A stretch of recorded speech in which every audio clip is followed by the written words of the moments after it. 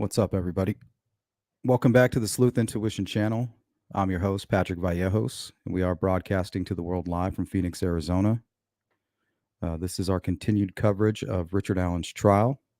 Today is Wednesday, the 23rd. Richard Allen's accused of killing Abigail Williams and Liberty German in Delphi on February 13th, 2017. I think we're going to continue the way we've been reporting on the trial. We're going to start with all the recaps. We'll focus in on certain things that were said. I'll give you everything that I've collected. You guys will help me and consolidate any breaking information. You can send me an email at sleuthintuition@gmail.com. You can put the information in the chat. It's much quicker if you get it directly to me via email. And we'll try to make this a one-stop shop and get all the information consolidated into one area, that being the Sleuth Intuition channel.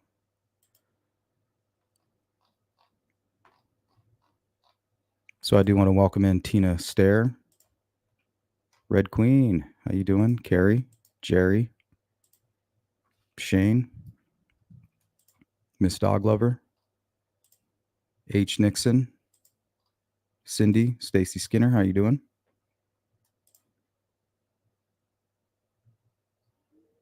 Okay, is that what we're going to be expecting, are the autopsy details? Miranda Lee, good to see you. Truffles, Diamonds, Pipers, Kitty Cat, Rainy Days,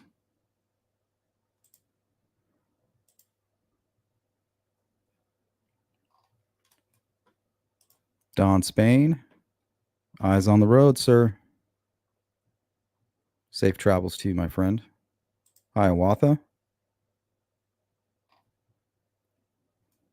Jill Moser, how's it going? GP, Cheeks, Tracy, hello. Hello or help, not sure. Blink twice if you're in trouble. Audra, how you doing? None of your business. Silas, She Warrior, Jill,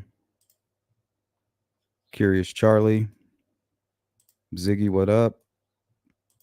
Elizabeth, Linda, Periwinkle, Yonder, what's good? Phil Bond, Daily Survivor, Tam B,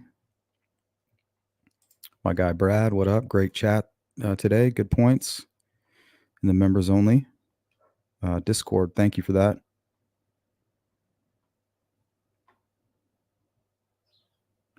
Thank you for setting me straight yesterday as well. Regards to those people who are out for attention. Got my coffee filled to the brim, so I won't need to abandon you. V. Marie, what's going on? Misunderstood. Abel, my guy Redfoot, what's up? All right, guys, let's begin with, so we heard from, I believe, two separate witnesses that are mentioned in the probable cause affidavit, Rayleigh Voorhees and Betsy Blair. Thank you for that. Let me pull this real quick before I forget. This is exactly what I was looking for.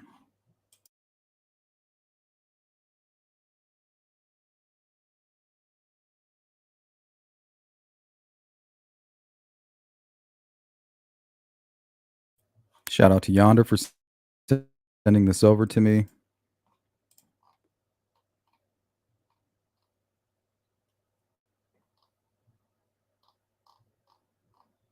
Okay, perfect. That's it. Okay, we're going to start with, looks like first witness testimony. We'll start with Sarah Carbaugh. Sarah Carbaugh is the person who reported seeing a muddy and bloody person on 300. She was also one of the biggest providers of the older looking bridge guy sketch. Now, the witnesses complained that law enforcement got it wrong.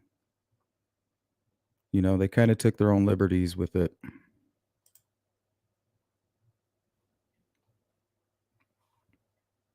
So this is from wishtv.com. Says here Wednesday is the 5th day of testimonies in the trial of Delphi murder suspect Richard Allen at the Carroll County Courthouse in Delphi. We know all that. Let me skip over here to the testimony. The state's first witness Wednesday morning was 35-year-old Sarah Carbaugh, a lifelong Delphi resident who lived near the trail. She told the jury she visited the trail every day with her dogs. Let me blow this up. I'm having trouble seeing it. There we go. Carbaugh said she did not know Libby German and Abby Williams, but learned they were missing through an Amber Alert sent out on February 13th. I thought there wasn't an Amber Alert. Maybe she just means the word was kind of spread around. She didn't walk the trail that day, but drove by to see how busy it was. While there, she said she saw a group of people at the Mears entrance, including a man covered in mud and blood. So regardless of what the defense has said, we're hearing now that the fact is she saw a man covered in mud and blood, and a girl wearing pink who appeared visibly stressed. She said she drove past the man who did not acknowledge her, but said she later recognized him as the bridge guy. Okay, so here we go again. This is why it's so important and why the timeline fits with the prosecution. We're not here to fit any square pegs into round holes. We're dealing with facts right here. Now, remember, it was Richard Allen's own words. He said, I saw the 3 young witnesses, one taller than the others, and they saw him. Well, the man that they saw, they've already said 100%, they can tell you, regardless of how they described him, blonde hair, brown hair, 10 feet tall, a dwarf, 600-pound circus clown. It doesn't matter. They saw the images from Libby's video and said, that's the man that we saw. So she recognized him as bridge guy. She waited 3 weeks to report who she saw to police, saying she was afraid. And she should be, thinking, well, they're going to catch this guy. And then after a while, it's going to eat at her like, well, 3 weeks have gone by. They haven't caught this guy. Maybe it's because I haven't come forward. Defense attorney Andrew Baldwin began his cross-examination asking questions about discrepancies in her descriptions of mud and blood in her June 2017 interview with police that had an hour of it missing. Carbaugh responded that the details were as simple as it is, and that outside of this testimony, I want nothing to do with this. Sorry, guys, I just got done walking. Allergies kind of get to me a little bit. Baldwin asked further questions about Bridge Guy's hair texture and eyes. You're romanticizing this, Carbaugh said. Thank you. Thank you, Sarah. Thank you so much. Put them in their place. You said he had very feminine eyes, Baldwin said. I did not say that, you lying sack of shit. I threw that part in there. News 8, Kyla Russell reported that the jury appeared put off by Carbaugh's reactions. After her cross-examination, State Prosecutor Stacey Diener asked about discrepancies in how Carbaugh described Bridge Guy's hood and hat. Carbaugh replied, it feels like a Tinder profile of hats. With how many hats she's been shown, she continued by discussing her June 2017 interview and the portion that had been missing. She said that the part where she was asked to mark the Bridge Guy photo was a part of the missing interview block, she mentioned, though that the Bridge Guy's jacket was dark enough to where she wouldn't have seen blood on it, but his jeans were light enough to show the mud on them. The jury finished by asking how close she was to the Bridge Guy when she saw him at the Mears entrance, to which she answered he was within 3 feet of the passenger side. That's interesting. At 9:25 a.m., online court records show that Richard Allen's defense has filed a motion to admit evidence in the court regarding Odinism and the theory the girls were murdered as a ritualistic killing. And we have those court documents. We'll read those here after we recap. The defense first presented evidence of Odinism in the Delphi murders case in September of 2023. The team filed a 136-page memorandum claiming that members of a pagan Norse religion called Odinism, hijacked by white nationalists, ritualistically sacrificed Abigail Williams and Liberty German. So looks like they took the advice of Bob Motta and they attacked the timeline. That didn't work out too well, so they're trying to go back to this Odinism thing, and it's solely based on sticks left at the crime scene. Whether they were placed there to leave a message or not doesn't mean that it's a ritualistic killing. Why couldn't Richard Allen have left them in a specific use them to leave a message? Doesn't eliminate Richard Allen at all. The Odinism theory was one of many the state pushed to bar from the jury during the trial, along with reference to Kagan Klein, geocaching, which points at people who have already been cleared. I call them the Subaru crew, and other third party suspects. Following the state's motion, the defense retaliated, fighting for those arguments to be allowed in court. The court struck down the Odinism theory in September, the order saying that evidence must not be based on speculation. And that's what me and Bob Motta argued about. He said, well, there is a nexus. I said, no, show me where there is one without speculation. Conjecture, rumor, or hearsay rather than admissible evidence. It wasn't clear how the court would rule on the motion or if it would be discussed during Wednesday's session. And we'll pause there. There's more on this. I think that they should allow the Odinism stuff. As long as it doesn't point to these third party suspects that have no connection to the crime right now, right? We haven't seen a nexus yet. Just because we haven't seen it doesn't mean it doesn't exist. But I think that they should be able to provide that theory like, hey, we think that, this is a certain signature that the killer left. Because in my opinion, I think that the jury's going to be smart enough to say, okay, well, how do we know that Richard Allen isn't an Odinist? How do you know for sure that what is trying to be conveyed in this quote unquote signature or message is runes? Maybe it's witchcraft, maybe it's Satanism. Who knows what it is?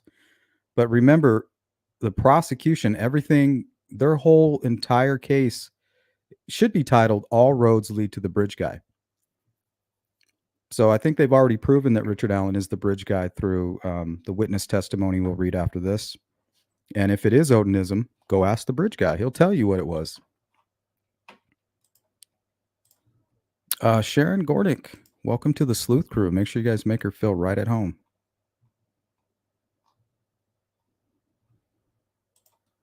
What's up, Lucky? Good to see you, V. Shout out to all my mods. You guys are the best. Kitty Cat defense file, ridiculous motion today, introducing Odinism. We have those documents. We'll look at those shortly. Dixie, welcome in. Doris, what's going on? Silas, Elizabeth, Miss Thang, always good to see you. Molly.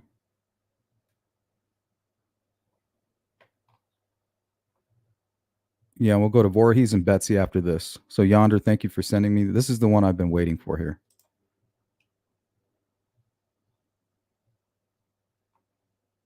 Andrim.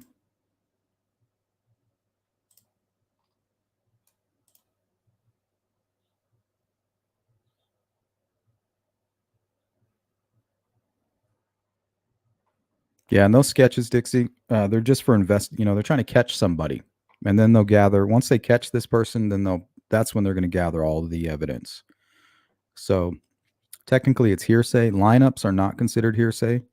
Even if the witness is in the courtroom or not, if there was a third party witness that said, hey, that witness pointed right at this individual. And that's kind of what's going on here. They're kind of using the video and the testimony of these witnesses similar to a lineup. And thankfully, Richard Allen came forward and said, yeah, the guy that those girls seen, that's me. And yeah, I was wearing a blue coat, a hat, and blue jeans. So I'm that guy.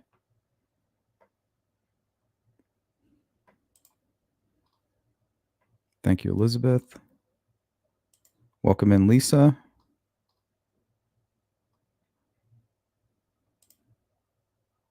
Shane, Tinder profile of hats. Was it swipe left? Left, or right? Hey, Ricky, good to see you. Rain Dancer, Angela Pepper.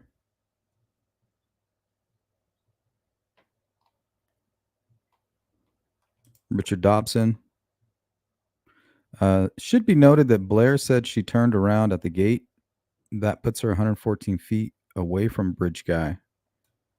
Well, how about we just hear what she has to say? There's been enough spinning.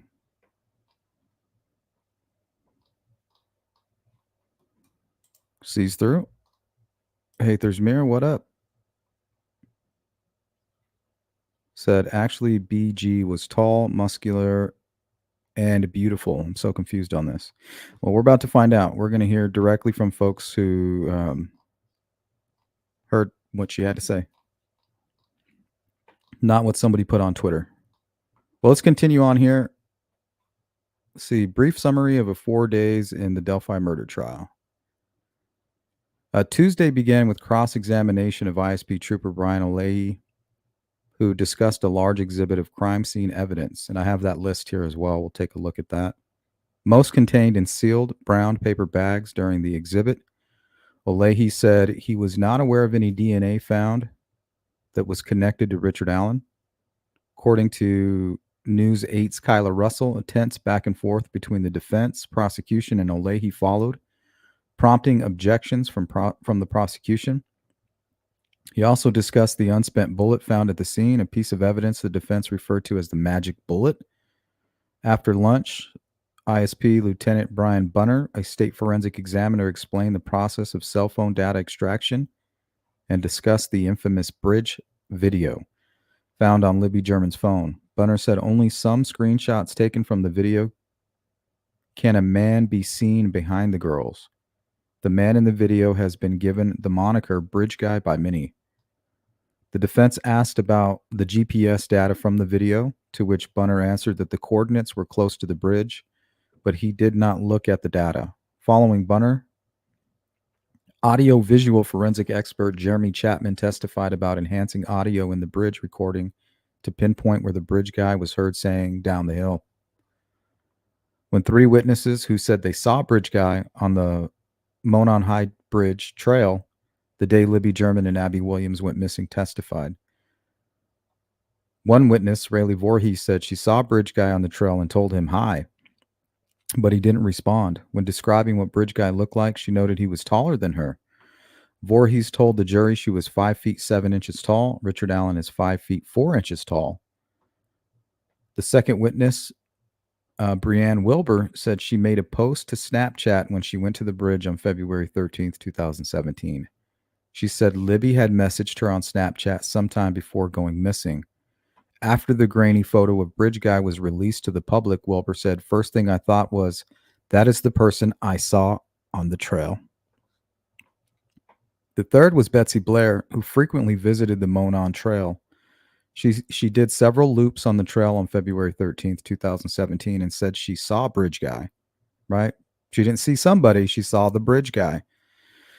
And later saw 2 girls on the trail. She said immediately recognized Bridge Guy as the man she saw on the trail. So that's all that matters, guys. So they could describe him as 10 feet tall, as a werewolf. It doesn't matter. Remember, they're not trying to remember, and the recollection is always going to be skewed. That's just human nature. The most important thing is that they can state clearly that the man that I did see is the guy on the bridge in Libby's video, because we now know that Richard Allen has already admitted to being that person. The last witness to testify afternoon was Steve Mullen, former chief of police for Delphi, an investigator for the Carroll County Prosecutor's Office. He discussed collecting video from sources in the Delphi case and how he determined when and where the video was taken. Okay, thanks for sending that to me yonder. If you guys have any updates at all, feel free to shoot them over.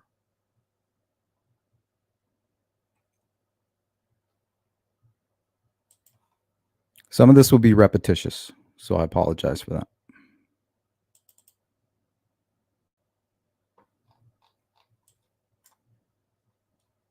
Now, this is by Jeremy Edwards and Emily Shapiro from ABC News.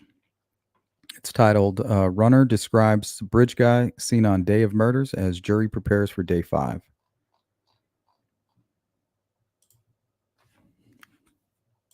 What's up, Funkarella?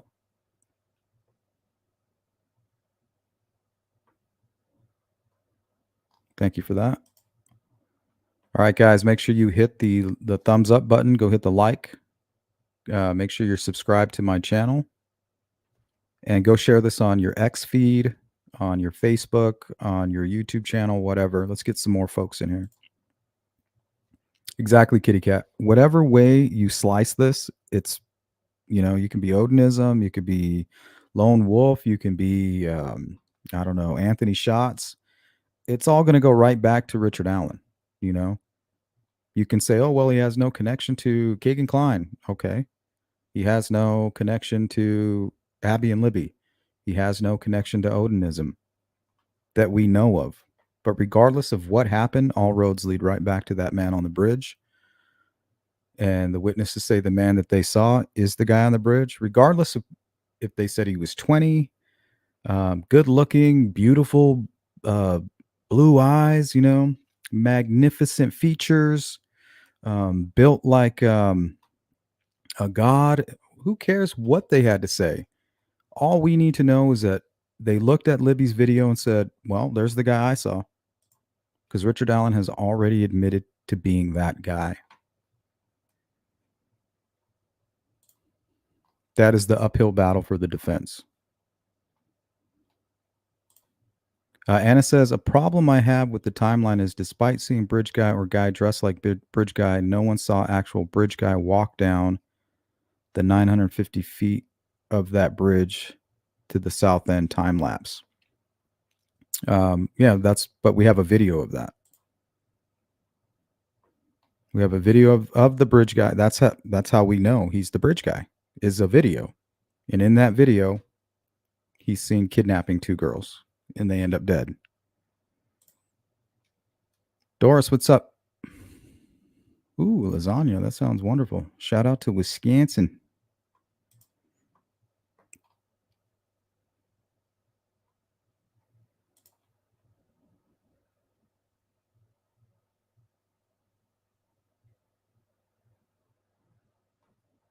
Yep. And even if it's not Dixie, it's not hard to say, hey, the guy that I bumped into on the trails is the guy in Libby's video. That's the important thing to focus on here.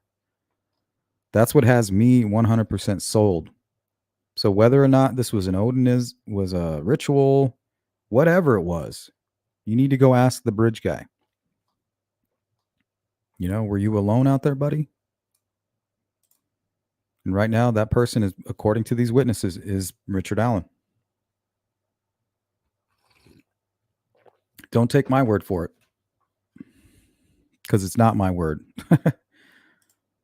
Hey, what's up, Rain Dancer? What's going on? Sees through. Turquoise. All right, let's see if I missed anybody. Yeah, I think they already have, Sharon. Ow. Werewolves of London.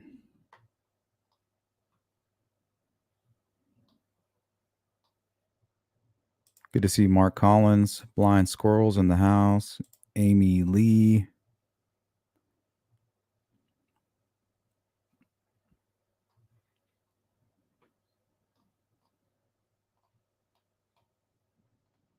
Case closed today. What's up? When did Allen admit to being Bridge Guy? Sorry, just catching up. Well, when he went and talked to Dan Doolin, he said, well, I did see 3 girls. I was on the trails at 1:30 to 3:30 and I saw 3 girls, one being taller than the other. Well, those 3 girls, thank goodness they got a photograph time-stamped at 1:26. At the very moment he's pulling into the CPS building, they're taking a photo and hanging out. I think just east of the Freedom Bridge. And Richard Allen says, well, I got on the trail and I seen 3 girls, one taller than the other. Well, those 3 girls said, well, we saw him too. But the guy that we saw, he's the Bridge Guy as well.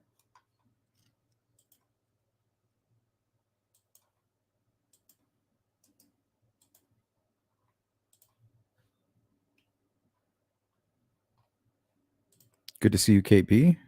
Boston, always good to see you.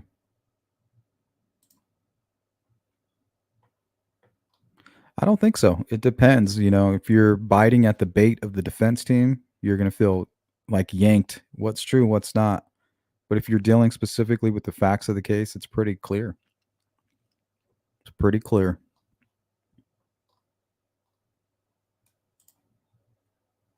Captain Ravioli, welcome in. Thank you, Shane. Thank you for the super chat. Now I want lasagna.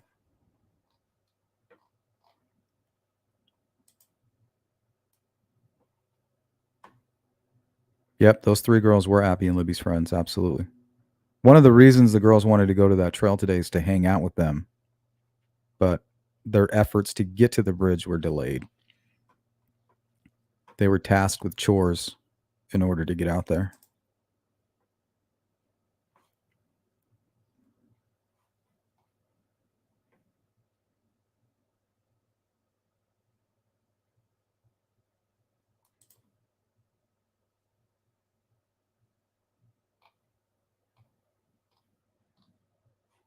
Okay, let's continue on here. Runner describes bridge guy seen on day of murder as jury prepares for day 5. And that's where we're at today, day 5. As jurors recover from watching an eerie video filmed by one of the teenage murder victims, they prepare to hear more testimony on Wednesday.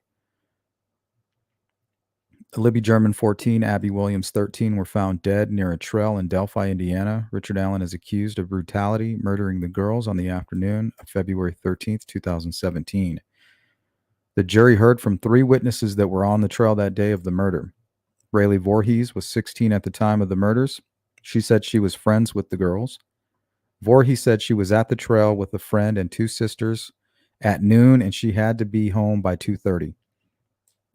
She said she saw a man near Freedom Bridge. Voorhees said the bridge guy was overdressed for the weather with dark clothes and a running mask. I don't know what that is. Is that one of those ones you can kind of breathe through? It's got a filter on it. During cross-examination, the defense said Voorhees' description of the man did not match the previous interview. Voorhees said that she never gave a statement on estimating someone's height or weight. She said no. Okay, we're gonna believe what she said. Defense attorney Jennifer Auger then asked Voorhees if the photo of Bridge Guy influenced her memory, which Voorhees said possibly yes. So she's being honest. Like, yeah, maybe it did. Brianne Wilbur was also on the bridge that day with Voorhees.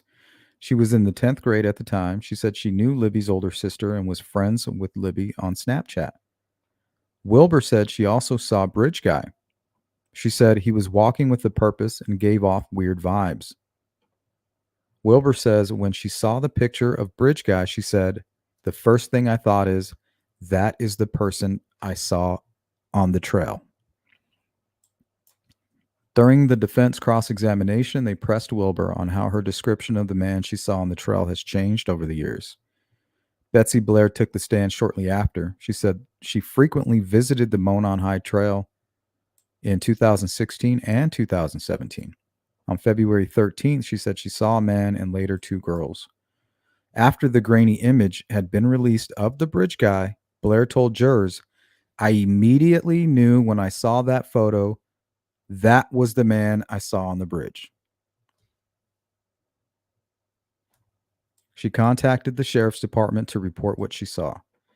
Steve Mullen, an investigator for the Carroll County Prosecutor's Office, was the final witness of the day. He testified about collecting video from the source connected to the case. Allen, a Delphi resident, was arrested in 2022. I think it was October 28th, maybe, and has pleaded not guilty to murder. Allen has admitted to police that he was on the trail that day, but denied any involvement in the murders according to the court documents. Court is set to continue Wednesday. Okay, let's go over here. We'll take a quick break. This one's a little bit shorter. This is going to be a little bit more on Rayleigh Voorhees and Betsy Blair's testimony. Now, remember, Richard Allen said he was there and he saw those 3 girls, and this was before the video and the images were released to public. He called the tip line right around the time the media was flooding everything. So, in my opinion, he may have been sitting around with his family And they said, like, weren't you there? Like, yeah, I better call, so I don't look guilty or they don't come looking for me. I need to be proactive here. Countermeasures, just like what he did with the sticks, and we'll get into that. A lot of people disagree, that he's leaving a message, but to me, I'm seeing a pattern with if Richard Allen's the guy, I'm seeing a pattern with his behavior. It's this proactive approach, filled with countermeasures following a disorganized killer.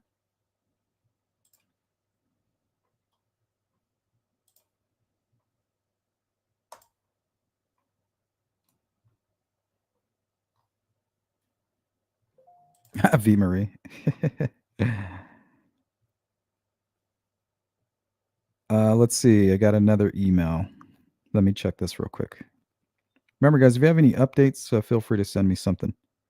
Oh, this looks like it's from Angela Ganote. Thank you for this.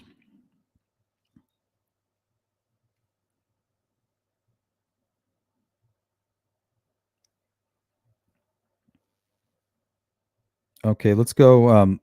I'll go right back to this. Don't let me forget to go to that. I don't want to. This is very important. This is brand new information. We're still kind of in the recapping phase, but yes, this is going to be very interesting. Hey, Cindy Lean representing the Sleuth Crew. Thank you for the support. Welcome in, Bismo. That I don't know, Sharon. I'm very curious about that. I heard early on, talk. Well, not early on, but early in the trial, I should say, discussion about a trail cam.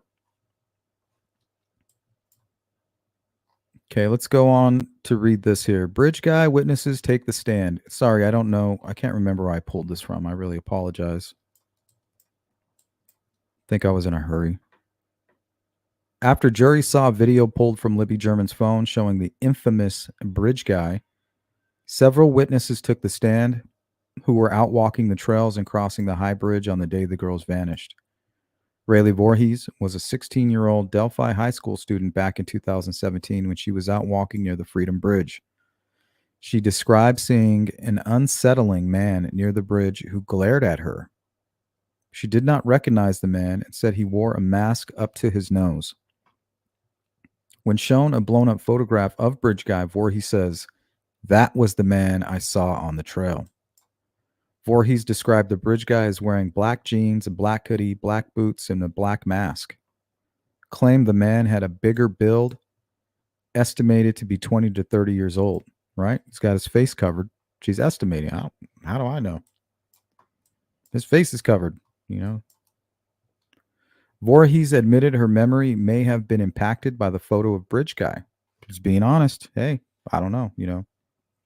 Released by police during the investigation into the murders. Betsy Blair took the witness stand next. Blair said she had been out walking the trails on February 13th, 2017, and also saw the alleged bridge guy. Blair also saw Abby and Libby during one of her many loops while walking the trails. After learning the girls' disappearance, Blair spoke to police who wanted her to help them create a sketch of the man she spotted near the bridge. She said the man had brown, poofy hair and described him as looking younger. She didn't recall him having facial hair. Blair told the jury she was roughly 50 feet from Bridge Guy and claimed she thought, due to the posture, that he was looking for somebody. Man, that really gives you that premeditated, pre-planned vibe. Due to both witnesses bringing up the composite sketches, Allen's attorneys broached opening the door on bringing the sketches back into trial. Judge Gold previously ruled that the sketches aren't admissible. Okay, now this one's a little bit long-winded.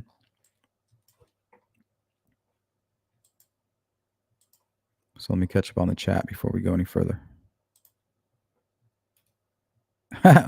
Hey, there's Alan didn't see BG because he is BG. And nobody else saw the bridge guy because he was in the woods and escaped, out to 300. And when he did, somebody did see him. The timeline is extremely clear to me, guys. Hey, what's up, Lorraine? Good to see you.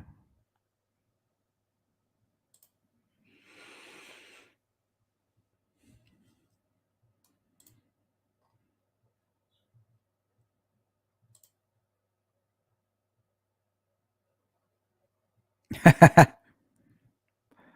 how you baited him. Come here, boy. I got you. I got that lemon pie. Come on.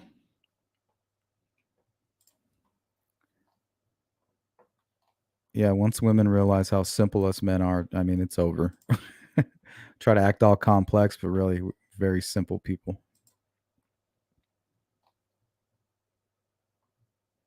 Hather says, from the understanding, there were no signs of ritual according to those that saw the photos. Well, law enforcement didn't think of it. They didn't even collect the sticks. I think that was a mistake. You know, they can figure that out later, whether or not their initial opinion wasn't ritualistic. But also, I know that you can't get fingerprints, and it's hard to get DNA from like wood and things like that.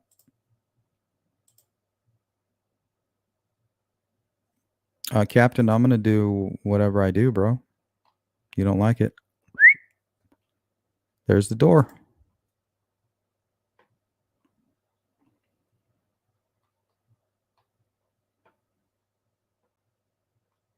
Brought up that he was supposed to go to the trail cam footage and then never did. Was it trail cam foot? I'm not sure of.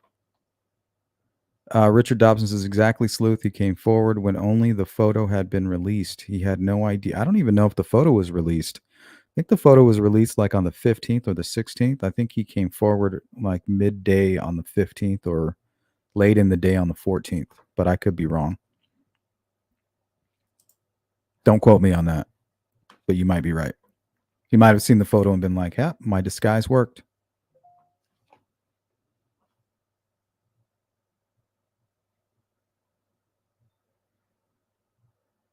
Thank you, V. Hey, what up, Dan? Good to see you, Dan. How you doing?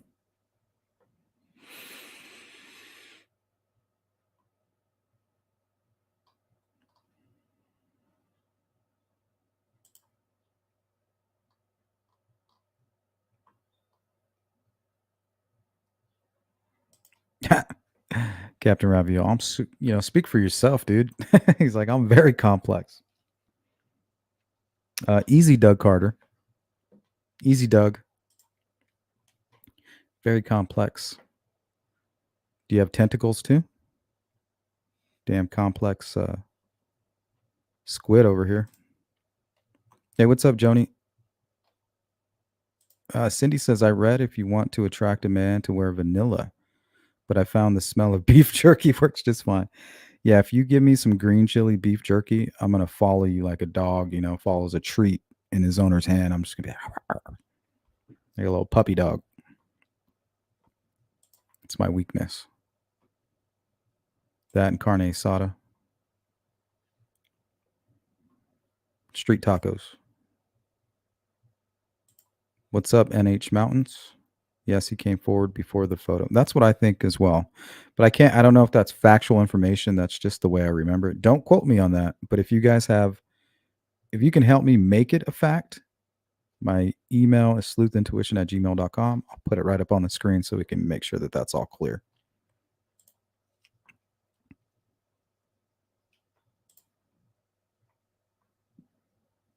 Yeah, Cheeks, it's disgusting what people are still putting out there, all this false information. It's very strange. It's being literally testified in court. Yeah, some people they're not going to change their mind, no matter what. It was Patrick Westfall, Brad Holder. It was a ritualistic killing. All I know is that right now they're pretty much making it clear that Richard Allen is the bridge guy, and if all that other stuff is true, he's going to be the key witness for all of that. Yeah, Truffles, they are failing. They seem to have officially abandoned the timeline, and that's what Mata said. Hey, you guys need to get off of this Odinism shit and attack that timeline. Well, looks like they took his advice, and it's not going so well.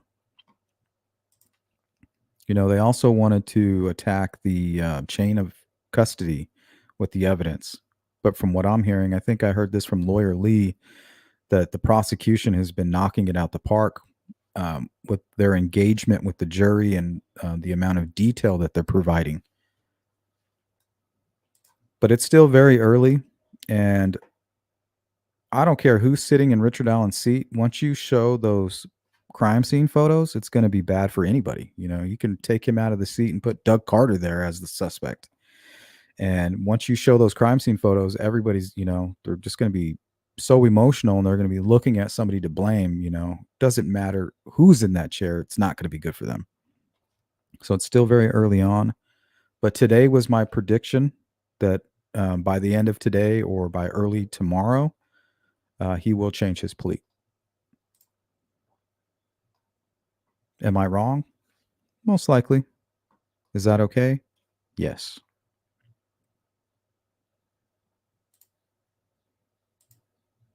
Hey, what's up, Todd? He came forward before the photo was released and then decided he didn't want to help law enforcement anymore for some reason. Yeah, and his countermeasure, right, of coming forward and being proactive, he can tell everybody that's around him, and it wouldn't be a lie. Like, hey, aren't you the bridge guy? Yeah, I don't know what they're doing, some kind of weird strategy, but I did come forward. And his wife can say, yeah, I was there, or they can even ask Dan Doolin, did he come forward? Yeah, I interviewed him. He's not considered a suspect. Very smart, if you ask me. Cheeks, I understand people have opinions, but when you're too ignorant to actually look up the facts and then spew what you think is a fact is irresponsible to me. Yeah, and unfortunately, that's what I'm going to give you guys first is the facts, and I'm going to kind of give you a little bit of narration on top of that. It's the price you pay to play on the Sleuth Intuition channel. All you got to do is stomach my opinion, guys. Sure, you can. If you fight through it, I won't overwhelm you in it. I promise. Green chili beef jerky, Brad. It's the best. You can make it at home too. Homemade is the best. With those slick, thick cuts. Sorry, I'm a little tongue twisted right now. Thank you, Carrie.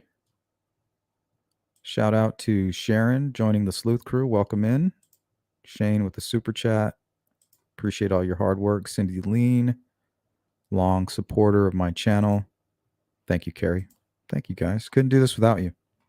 I'd have to be sitting in an office, sitting in meetings. Help me turn a sabbatical into a new career change.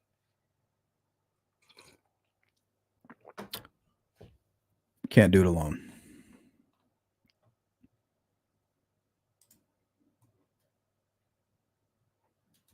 Anna says, worse yet, if there is a conviction, emotionally driven people will continue to fight. This is another case that will never end. I don't know about that. I think it might end today. Shimona V, good morning. I have a thought, but I know it'll be super unpopular. But my question is, were the girls sounding afraid on the video? Because everything I've been hearing, they didn't.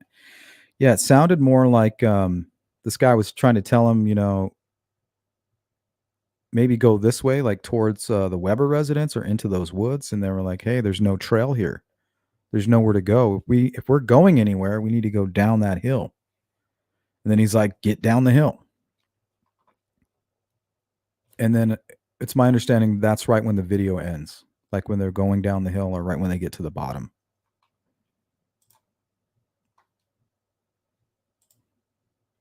Yep, they reapplied for the Odinism stuff.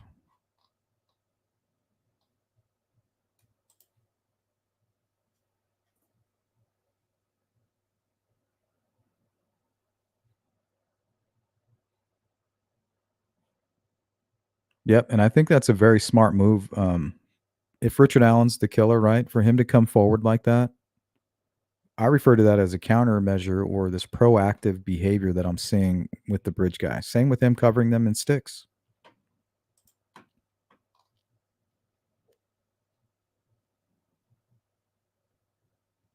Yeah, maybe, GP. I think, honestly, if he did this, if he's responsible if Richard Allen killed those two girls in this manner, he most likely is a psychopath. He's using court, I think, to dress in street clothes, create a little bit of theater, spend some time with his family, with the handcuffs off, relive the crime scene a few more times. But the moment that the courtroom is going to turn on him and start to paint him as a disgusting pig or a monster, he will regain control again. This is he's the producer and director of his real life his own horror movie, and he's the only foot on the brake. If anybody's going to stop this, and he is the killer, that we don't know for sure, but if he is the killer, his foot is the only one on that brake pedal. And if he's a psychopath, that's what they love best, taking control. And I have a feeling that might happen by the end of today, especially after hearing about the autopsy report and all that stuff coming out. So I think also he wanted to get a feel for the kind of fight his defense attorneys were going to put up and the vibe of the jury. That should all be clear to him now. Thank you, Joni. But if I'm not and I'm wrong, Joni, it's okay. I'm okay to be, the ego is put aside.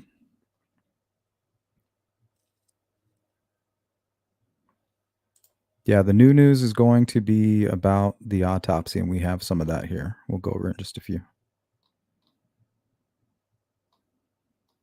Okay, welcome in C. Swinford. And Christy, welcome in, guys. That's a good question, Christy. Sounds like he's looking for somebody, right? He's walking with purpose. All the witnesses are kind of painting this picture of somebody who's looking for somebody, waiting for somebody. We know that the girls were up late early that morning from the 12th into the 13th. So they stayed up very late, like teenagers do with no school the next day. But one thing I found strange was not only did they stay up late, but they were up early by 10 a.m. trying to get to the trails. So, what were they doing the night before? Was somebody catfishing them? Were they making arrangements with somebody that, I don't know, were they communicating with Richard Allen, perhaps? Anna says, profiler Pat Brown said, whoever did Delphi is a psychopath. I tend to agree with that. And it's amateur hour with me. Who doesn't care about the feelings of others? So what might Richard Allen's confession, desire to apologize to the families, etc. mean?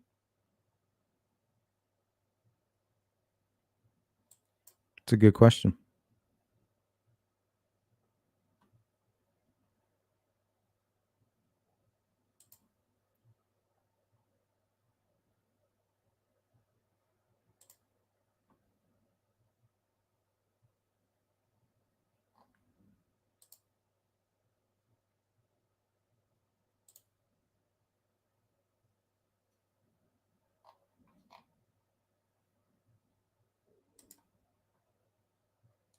Cody Allen, welcome in.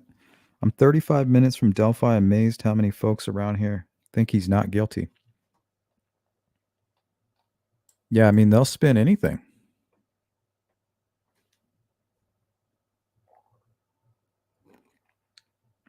I understand his defense team spinning things, but for you to take that bait like some hungry trout is really weird. And then to ignore. It's like, I like corn on the hook, but I don't like that garlic sparkly stuff.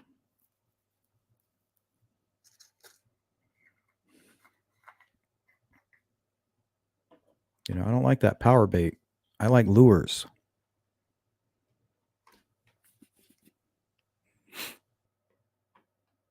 Okay, let's get into this. This is from USA Today.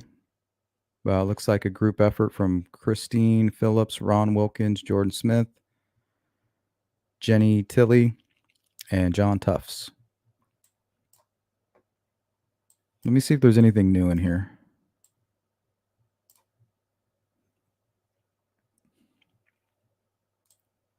Oh, yeah, there's a lot in here. Okay, 3 witnesses who were on the Monon High Bridge Trail the day Libby and Abby were killed, including one who said she was best friends with Libby's older sister, testified Tuesday that a man they saw on the trails is Bridge Guy. The primary suspect depicted in a grainy photo police later shared to aid their investigation. But the witnesses portrayed the man they saw as a younger than 40, large and rather tall, all of which contrast with Richard Allen, the now 52-year-old man who prosecutors say killed the girls when he was 44. Allen has been listed as 5 feet 4 inches tall, and his defense attorneys and 5 feet 5 inches tall in jail records. Police initial description of the person of interest known as Bridge Guy was a white man aged 16 to 40 who stood between 5 feet 6 inches and 5 feet 10 inches tall and weighed 180 to 220 pounds.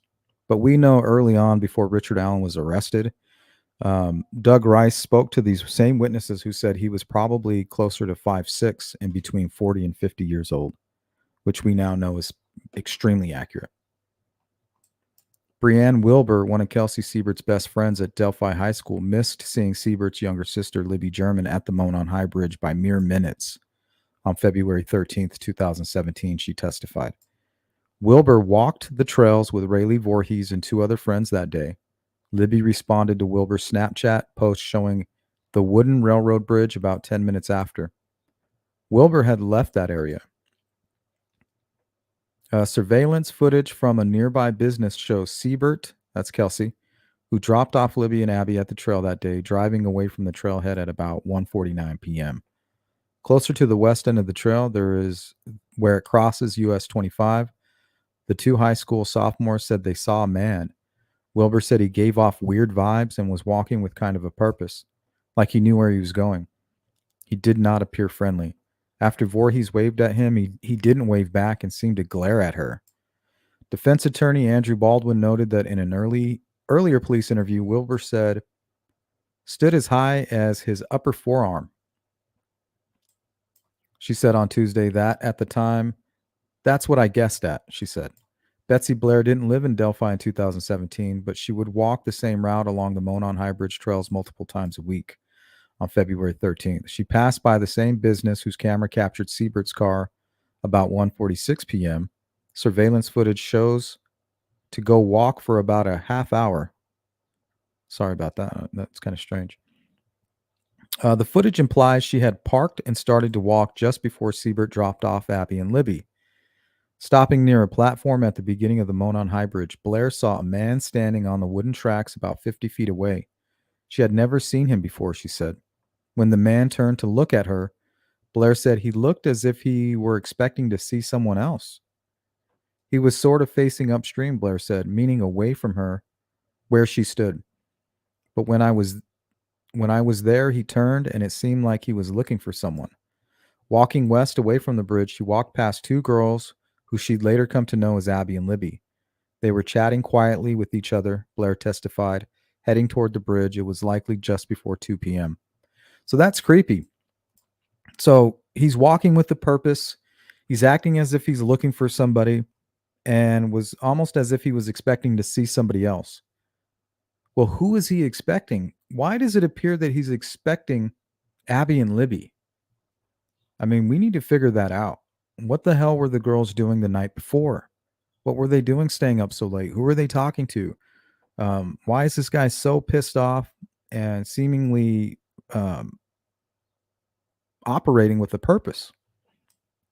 When she saw the bridge guy photo, and this is in quotations, I immediately knew that was the guy I had seen on the bridge. So it doesn't matter if she's talking about a 20-year-old guy with an afro, maybe a gimpy arm. It doesn't matter. All that matters is the guy that she saw. Bam, there he is. He's the guy in Libby's video. Hammering home his point. Wait, hold on. In 2019 interview with police, Blair described the man as boyish looking. Baldwin noted in his cross-examination, so that may have been another lie by the defense in the Franks memo, saying 20-ish, right? A man in his 20s. But really, the words she used was boyish looking. Hammering home his point, Baldwin then alluded to his client, Richard Allen. The man on the bridge didn't look like somebody who had been married for over 25 years. The prosecution objected, saying Baldwin was asserting facts instead of questioning the witness.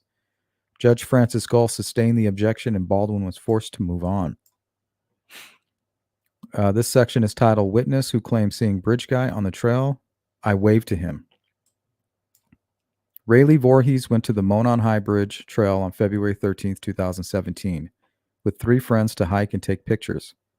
About 2:15 p.m., she said she walked past a man who seemed overdressed for the weather. It was an unseasonably warm February day, but the man was dressed in a jacket and a hat. His nose and mouth were covered with what appeared to be a running mask, and he walked with both hands in his pockets. So it's almost as if he has a disguise. It's just giving these vibes of a pre-planned attack or something like that. And in quotations, I remember I waved to him and said hi, and he did not say hi back, and he kind of glared at me a bit. Voorhees testified. He did not seem to be a happy person. After learning about what happened to Abby and Libby, she thought of the unsettling man she saw on the trail. She gave a statement to police on February 15th, 2017, after police released an image of the man who was later called Bridge Guy. Voorhees said, I realized that was the man that I had waved at on the trail that day that did not respond. Defense attorney Jennifer Auger tried to cast doubt on Voorhees' testimony and pointed to descriptions she gave police in 2017. For example, Voorhees was able to tell police that the man had dirty blonde hair, even though he was wearing a hat. She also initially told police the man she saw had brown eyes, a wrinkled face, and a square jaw. On the stand, Voorhees said, I don't know how I could have said that since his face was covered. She then acknowledged that her memory was impacted by the Bridge Guy photo and said she can't recall exactly what she saw that day. Voorhees also testified that she believed the man was taller than her. She's 5'7". Richard Allen is a short man, the defense later noted. Toward the end of the testimony, Voorhees said she was sure about her identification. And this is in quotations. I could say with confidence that the person I saw in the photo is the person I walked past, she said. Earlier in the afternoon, prosecution played the latter portion of the Bridge Guy video while Jeremy Chapman, an Indiana State Police system administrator, testified. The video with enhanced audio was played in court, and the jurors heard the voice of a man. My opinion, Chapman tested, it says, down the hill. The defense filed a motion Sunday to keep testimony about the enhanced video from the jury. It's unclear if Special Judge Francis Goll has made a ruling on the request. Before the video was played, the defense attempted to keep Chapman from saying what he believed was being said in the clip, but he let it slip during testimony. The prosecution played for jurors a portion of the infamous Bridge Guy video that was extracted from Libby's phone. The clip showed Abby walking toward the end of the Monon High Bridge, which the teens traversed the day they disappeared. Libby, who crossed ahead of Abby, was recording with her phone. Walking behind Abby in the background is the man who became known as Bridge Guy, dressed in a blue coat and blue jeans. One of the girls was heard saying, "There's no path, so we have to go down here." As the video was played, Libby's mother, Carrie German Timmons, cried while a relative comforted her. Tuesday's showing was the first time prosecutors revealed a portion of the video that shows the man, who they allege is Allen. Following the girls, law enforcement previously realized a zoomed-in clip from the video that did not show Abby. In a motion on Sunday, Allen's defense team sought to block testimony as to the words and sounds allegedly contained in the video. It's unclear whether Goll has made a ruling on the request. The portion of the footage played to jurors did not show the teens interacting with the man. It did not show what happened after both girls crossed the bridge, including the part where the voice was heard saying down the hill, or where Libby told Abby gun.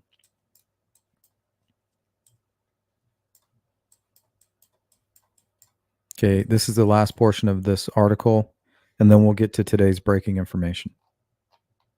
I just want to catch up on the chat real quick.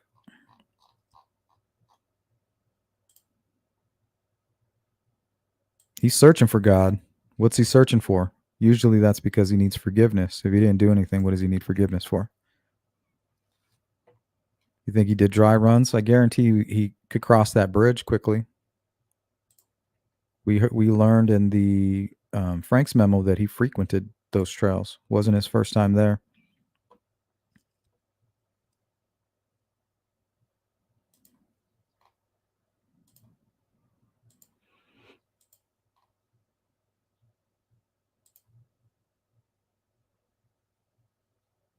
Sleuth, I believe the public is falling in like programming is running their lives. What kind of programming?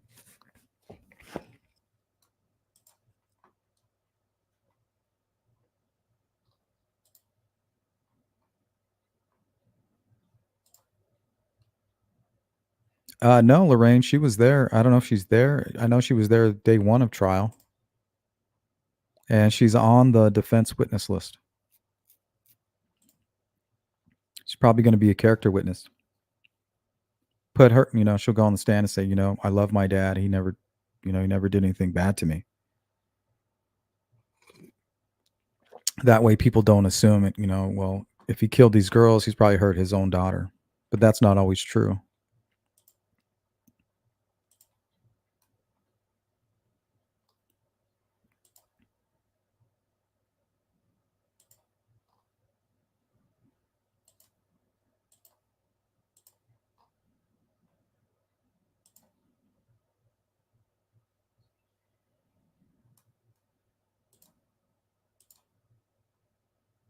He was checking his stock ticker and looking at the fish, but not according to the witnesses, right? I agree with that, Todd. I mean, I've always said he looks short, and it takes one to know one.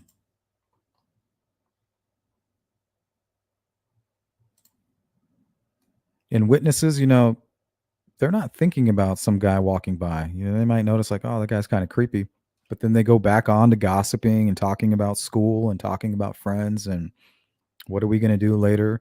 And then boom, you get this horrible news and then you try to, recall. The mind is just a really mysterious thing. Thank goodness Libby had this video that they could use as a reference. It is the key to everything. Without this, Richard Allen goes free. Hey, what's up, Grunstruck? Good to see you. Yeah, I mean, he did glare at the girls, maybe he was even considering them. Like, oh, well, I can't attack them because we're too close to the Freedom Bridge. I'm going to go further back into the woods. Or he just wanted to be alone and he was annoyed by all of this. But the more information we gather, it's as if he's looking for somebody. He's wearing what appears to be a disguise. I just haven't seen anything that ties him to Abby and Libby. I always told you guys I have a feeling of some kind of inappropriate relationship. I just don't know what that means. Take that for whatever it's worth. Day before Valentine's Day as well. Maybe they were threatening to expose him for something, whether they knew who he was specifically or not.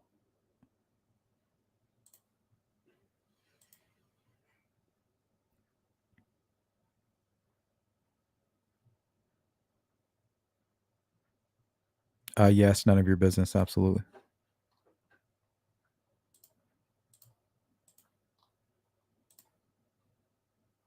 Thank you, Joni. Exactly.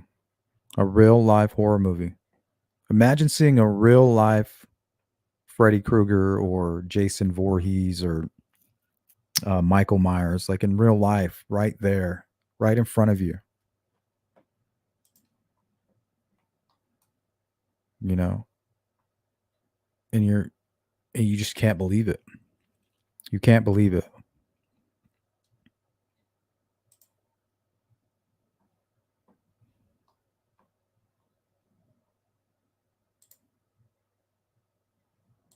Yeah, that's a good point. Some stuff in his pockets. And I don't know if he's wearing a holster or if he has a gun holstered in the pocket of another jacket or a hoodie. I really can't tell. Yep, they haven't released it to the public, but they've shown it in court. And in the original video, Grunge, I guess you can't with the naked eye hear the whole part, guys down the hill. I guess that had to be enhanced, but you can hear the girls saying, like, the trail ends here. If you want us to, we have to go down there. If we're going anywhere, we're going down here. And then he's like, well, that I'm assuming that's the point where he's like, well, get down the hill. Exactly. And see, this is the point right here. This is what I'm trying to drive home for you guys. Captain just hit it right on the head. So the defense can't prove that Allen's not the bridge guy, and he doesn't have to. He can't. I don't even think he can create any doubt about that. And pointing at some kind of ritual and kidnapping and all of that doesn't help remove Richard Allen from that position. Because he could still be part of a kidnapping. Where they take him somewhere else. He could be part of a ritual. All the prosecution is doing is proving that Richard Allen is the bridge guy. And if you want any answers about what happened after the kidnapping, you're going to need to ask him.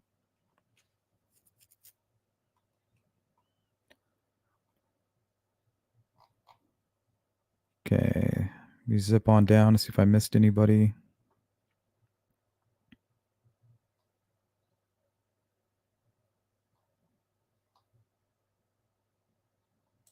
What's up, Lily? Welcome in. Says trail ends here. Gun. Abby says freaking me out. Abby runs to the end of the bridge. To Libby, frightened tone. The bridge guy says, then a metallic sound like cracking of a gun. Or like racking of a gun, sorry. Kitty Cat says part 2 video. Then down the hill, Abby saying, huh? They start moving and then it ends. Then only enhanced guys down the hill section at the end of the 43 seconds from Murder Sheet. Thanks, Kitty Cat. Roy Hinkley, what's up? Do they have Richard Allen's cell phone data? That I don't know of. Outside the grid in quotation says, there's no path. Yeah, he's probably saying, let's go. Like, come, you're coming with me. And he's trying to walk maybe down towards the Mears lot. And they say something like, there's no path. If we're going anywhere, we have to go this way. Or maybe he's even like trying to get him towards the Weber property. And if it was anybody familiar with that location, they would know, right? I don't know. Very strange. Yeah, it's unsettling, Brad.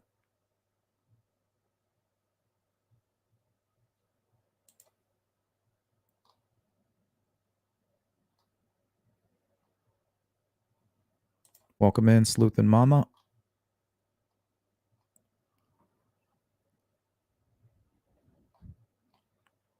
Stephanie, good to see you.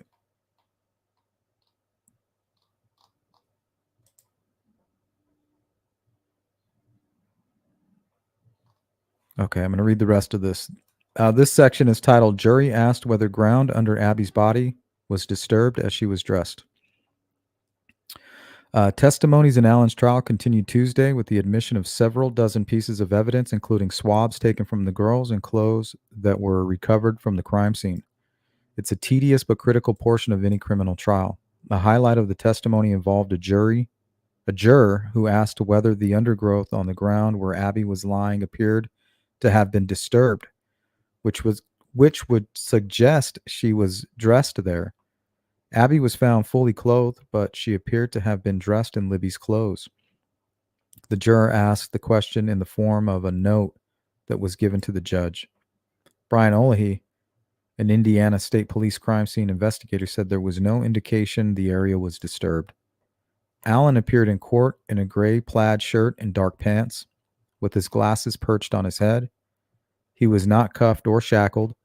Olahy testified Allen subtly rocked in his chair for a few minutes. Defense attorney Andrew Baldwin later leaned over to whisper something to Allen. So that kind of paints a picture that he's reacting, right? He's like, oh shit, like, oh God, like the pressure. And this is pure speculation. Then Baldwin reaches over like, hey man, you can't do that. Like, you're kind of creating this, what you're doing is affecting the jury. Try to control that.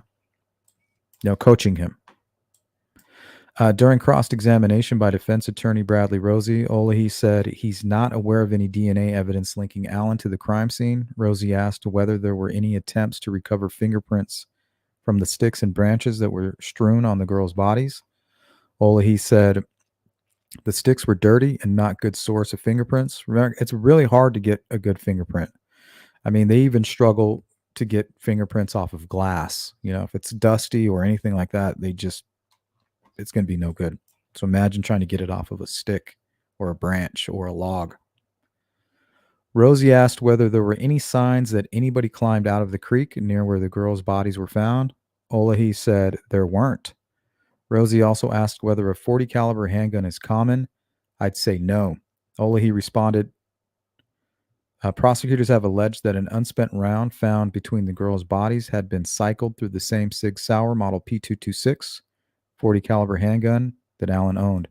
At some point during his cross-examination, Rosie referred to the evidence as magic bullet.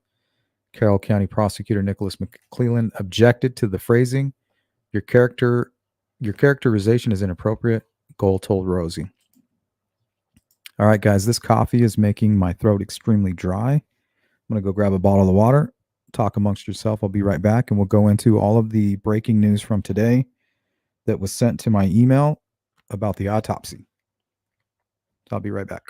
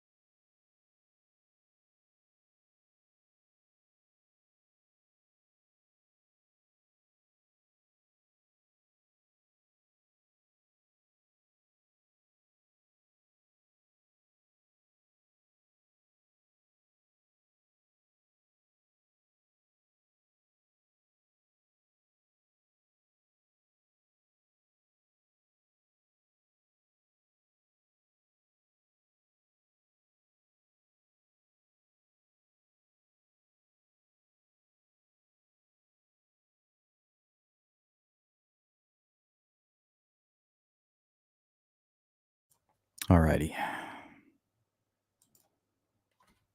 Yeah, leave it to me to grab the one bottle that's like leaning. It looks like it can barely balance. Can you see that? I guess you can't really tell. It's like bent to the side. Oh, all right. Thank you guys for bearing with me here. Okay, let me pull up this email here. I haven't read it yet, but it looks like it's going to contain all of the updated information from today.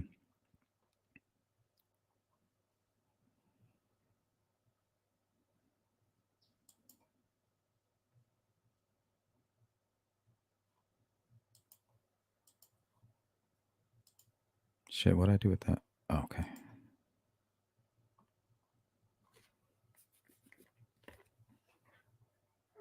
Okay, looks like this is from Angela Goodnote. It was just posted right when we got started, it looks like. All right. She says, Delphi, day 5, quick morning notes. Pathologist Roland Kaur, currently on the stand, he did the autopsies and said both died from deep slash wounds across their throats. No evidence of sexual trauma to Abby.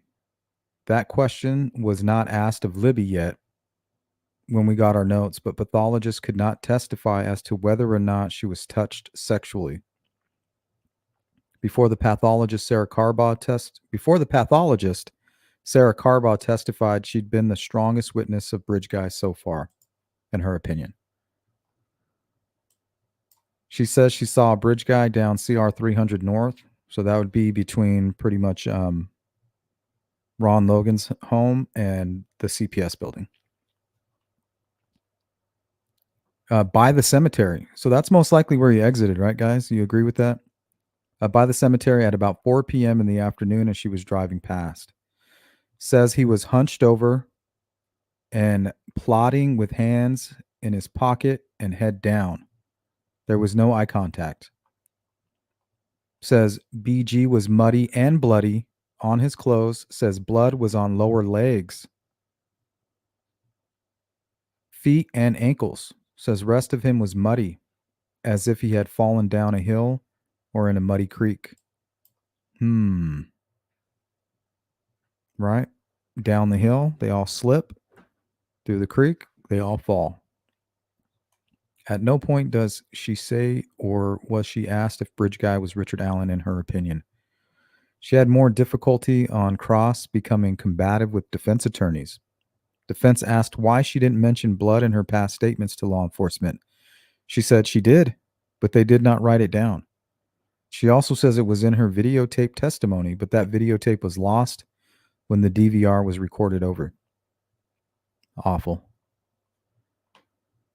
Good thing you have the witness right there, right? She's under oath. You don't need the videotape. You're looking at her.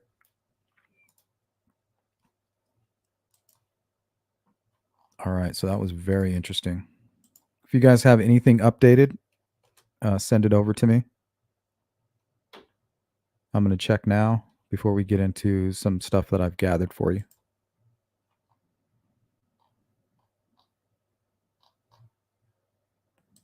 Thank you, Kiwi. So I want to thank Sharon for joining the crew, Shane for the super chat, Cindy, always repping the crew, Carrie, super sticker, Joni, super sticker, and Kiwi. Thank you guys. I wouldn't be able to do this if it wasn't for your support. Welcome in, Rick. Did she call authorities when she saw this? Stacy says, I agree.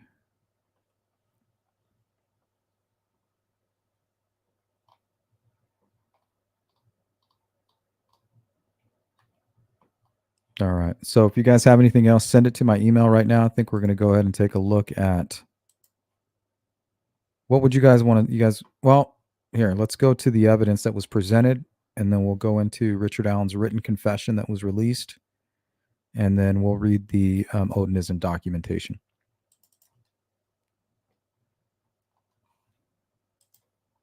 And I'll actually put this on the screen for you.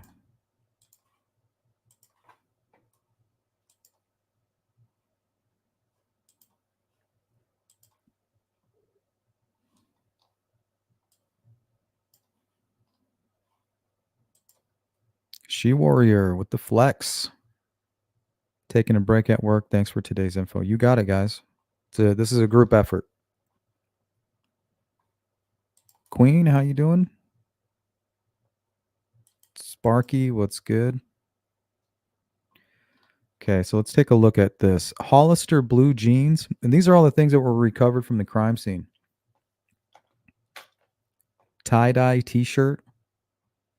Gray sweatshirt, medium size. I believe that was in the water. Sonoma brand pink underwear. That was somewhere separate in the water, attached to Libby's pants, I believe. Black and purple sock, pink sock. So there's 2 missing socks. Those must be the trophies, right? Question is, where are those? I think investigators should still be looking for anything missing here. Someplace very secret and personal to Richard Allen. Maybe his family can help with where that location might be. A green headscarf. Black faded glory spaghetti strap shirt. Converse tennis shoes. 1 caliber Smith & Wesson cartridge. Collection of strand of material found between fingers on Abby's right hand. Strand from Abby's left arm. So we know one of those is a hair. Libby's phone. Black Nike tennis shoe under Abby's body. The items were either collected from the creek or recovered from the crime scene.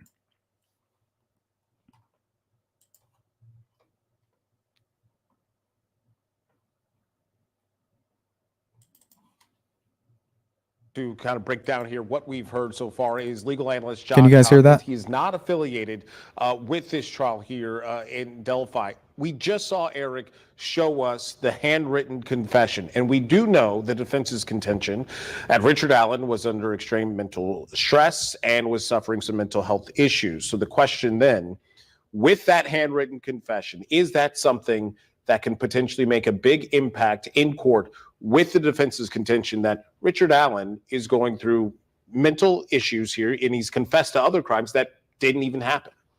It could be a bombshell either way. It could really make it look like the state is trying to overreach, and it could be damaging to the defense. In another case that's recently in the news, the Central Park Five all confessed to murder and were later exonerated after spending years in prison. So confessions don't stand alone. They have to be looked at in context. Can you talk about how the attorneys are handling these theories about... That's right, Molly. Well, maybe this was a ritualistic killing. The court saw photos of how the girls' bodies were posed yesterday and the tree branches that were arranged, perhaps in some sort of a pattern on top of them. Now, the defense isn't allowed to directly reference this theory about Odinism, but today they did ask some investigators what those arrangements might mean. What do you make of that, and what is the jury going to make of that, more importantly? Me too, Mustang. It's not looking good for him. Out. The fact that the bodies were posed, they didn't lie as they fell, so to speak, and the fact that things were placed over them is not out, as long as you don't try to overtly connect it to Odinism. So what is the person doing? What are they consumed with? Why? What is the reason? And how could that be either connected or disconnected for Mr. Allen? And we do know Odinism can be brought up in the state of appeal if it gets to that point. So if it does, will yesterday in court play a big role in that? Those pictures that were identified as being placed, the questions perhaps about why certain things were placed. Does that then lend to the defense's hand should we get to the point where an appeal is necessary? Yes, if you get to an appeal, pre-trial, the judge had said everything they did on the hearing about Odinism is in the appellate record. So it's there and able to be discussed. And that means the Court of Appeals can compare what the jury would have heard with a different ruling versus what they actually did here. There was also a lot of back and forth about that unspent round that was recovered from the scene and connected to Richard Allen's gun. In your experience, though, how is that type it was in the creek, ballistic evidence accepted in most trials? On it like a tree branch. Tool mark evidence isn't that persuasive. It needs to be supported by other things. It basically says these might come from the same source, but it doesn't mean they did come from the same source. Many firearms leave very similar tool marks. So we'll have to wait and see how conclusive that witness is when he tries to testify about a match or a prospective match. And then the revelation from the defense, or at least their contention, that wasn't cataloged they didn't take a picture of it, right? And it wasn't cataloged as maybe extensively as they contend it should have. Does that play in their favor as well? It certainly does, because with modern photography, you can take high definition pictures of the actual tool marks, and all those officers know that tool marks are going to be compared. So being able to show, here's how it was in the field on the day we found it, and this tool mark matches that tool mark from the round that was compared, is very important and can be very important to jurors. Okay. John Tompkins, we'll look forward to more of your insights throughout the trial. Okay, I got a couple more of these, you guys. Just trying to gather up the information. And the Delphi murders trial Monday was full of emotional and graphic testimony about how investigators found the bodies of Abby Williams and Libby German. Today has continued to focus on the evidence collected at the scene. CBS 4's Max Lewis was in the courtroom all morning long for us. And Max, a lot was covered here in the past few hours. Yeah, quite a bit, Melissa. The crime scene investigator, the lead crime scene investigator, took the witness stand again today. He began his testimony last night, but then the court recessed until this morning. His name is Brian Oli. He was asked about the autopsy of the two girls, which he attended down in Terre Haute. They went through the evidence that was collected during that autopsy, including numerous swabs from several areas of the girls' bodies, as well as the clothes that Abby had on, and rape kits that were done on both of those girls. Now, there was no mention in court today about if those rape kits turned up anything of value, but during his cross-examination, defense attorney Brad Rosie went through the list of swabs and repeatedly asked the crime scene investigator if any of them had any DNA that tied Richard Allen to the crime scene. Exactly, Anna. I've only heard about all one of those sock. questions was no. Now, the prosecution eventually objected to that line of questioning because the investigator was not the one who actually That's not did true, the test. Elizabeth. Judge Galt agreed, and attorney Rosie moved on. Now, a lot of the focus today with the crime scene investigators yesterday and today really has been on the bullet that was found between the girls' bodies, which the prosecution alleges matches a gun owned by Richard Allen. Now, as we learned yesterday, the investigators only took pictures of the bullet as it was facing down into the ground. There are no pictures, we learned today, outside of those few at the scene. The defense has really, really gone hard at that. Rephrase your question.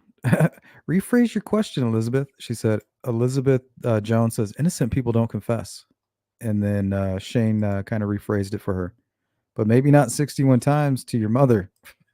Attorney Brad Rosie got very confrontational during that line of questioning this morning. He asked the investigator if he would take more pictures if he could do it over again. The investigator answered no, he wouldn't. Now, the other main focus was on the branches that were found on top of the girls' bodies. We all remember that. The crime scene investigators, we learned yesterday, That's true, Anna. left They those do. branches at the scene. Even though they had blood on them, they determined that they had no evidentiary value. Well, they must have changed their minds because they ended up going back to get those branches a couple days later after being ordered to do so by someone. Attorney Brad Rosie asked the That's also investigators true. if he believed that the sticks were placed there to communicate something. The investigator said no and told him he believed they were there to conceal the bodies. However, Rosie pointed out that the sticks did not really do anything to conceal the bodies. And as someone who saw those crime scene photos, you could tell that those sticks really didn't do anything to conceal the bodies. What their intention was, well, Okay, so you have these people kind of putting in their own opinions, kind of like how I've been throughout, but they say that it does not conceal the bodies. It's not there to conceal anything. But let me show you something that I pulled for you guys today.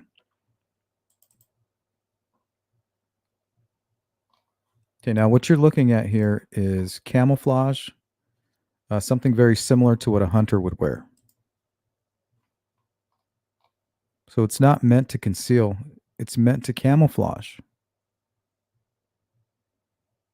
Notice the random sticks, one small, one large. Here's another example. Random stick across, another one down near the bottom.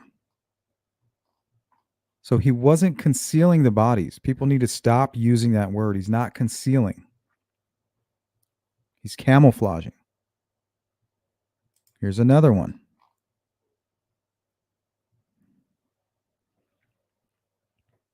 So they just need to stop using the word concealing. He's not covering or concealing. He's camouflaging. And it worked it worked perfectly for what it was intended to do. And I'll show this video that I created one more time, and we'll get back to that news report there.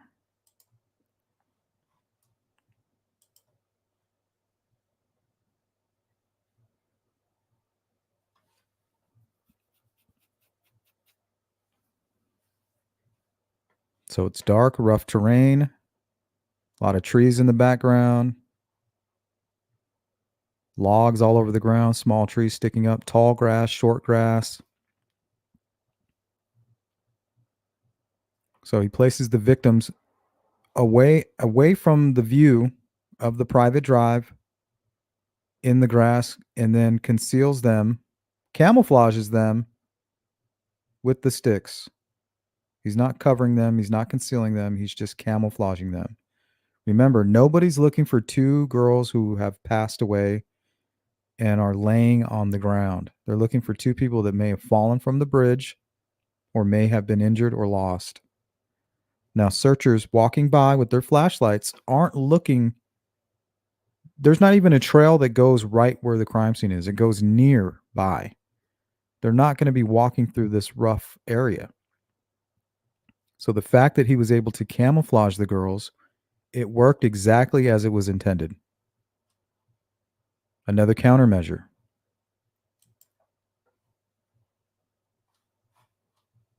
In my opinion.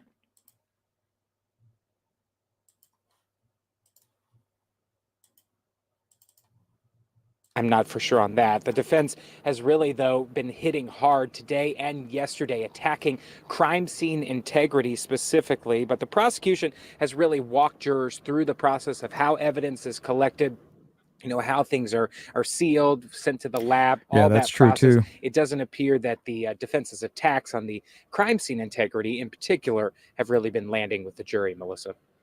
Max, now before you go, as you mentioned, there was just a lot covered this morning regarding the evidence and the specifics here to this case, which led to some questions from the jury. Can you explain to us that process and what were some of those questions? What's up, Chuck King? Yeah, so basically Thank at the you. end of each witness, the prosecution, they're presenting their case first. CJK. So they ask the witness the questions. The defense then No does their time of death. cross-examination. The prosecution has a chance to redirect, as does the defense team. After that, and after they have settled, the judge then asks the jury if they have any questions. Today, I think, if I'm not mistaken, in my time watching this trial, this was the most jury questions that we actually got today. There were 4 of them. Yeah, They you don't need asked to be a things hunter to about know actually, how to camouflage how something. evidence is handled, and they also asked whether or not some specific questions about the crime scene, whether it appeared that Abby, was dressed in Libby's clothes at the crime scene, or if that happened somewhere else. So those were some of the main questions. This jury really listening very intently on what witnesses Exactly, are saying, Nick Johns. Melissa. And that will continue it's as for simple the as days that. to come. Max, thank Nothing you reporting live for us nothing this complex about afternoon. it. Now, like we mentioned, Monday's testimony focused on the crime scene near the Monon High Bridge outside Delphi. Jurors heard graphic details about the girls' murder and how their bodies were. Oh, not to mention Richard Allen was in the military. you know that place where you go and they put a bunch of camouflage on you? Arranged. The courtroom saw several dozen photos of the girls' bodies posed not far from the water near the trail. The photos also show a collection of tree branches and sticks that were seemingly arranged with intention on top of their bodies. Crime scene investigators say the girls' clothing was damp, and the defense pointed attention to the fact that while there is a photo of the unspent round that's been connected to Richard Allen's gun, there's no photo of investigators collecting that round. So we'll be back in court this afternoon. And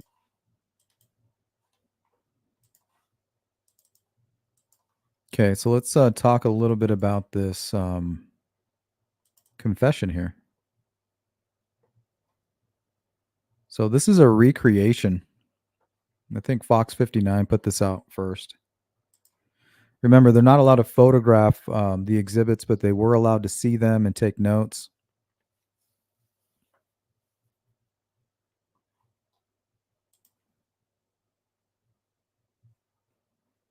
So this, the writing that you're seeing up here on the top obviously would most likely be printed. And then this was handwritten to try to mimic what was being seen. This is his IDOC number. They have him listed specially, so you're not going to be able to find him or his new mugshot, but that is his IDOC number, 273819.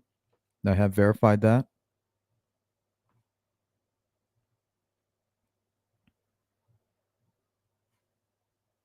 And they did, from my understanding, they did the best they could trying to copy exactly how it was written, his handwriting and all. So I want you guys to notice, well, maybe I can do a side-by-side. Hold on.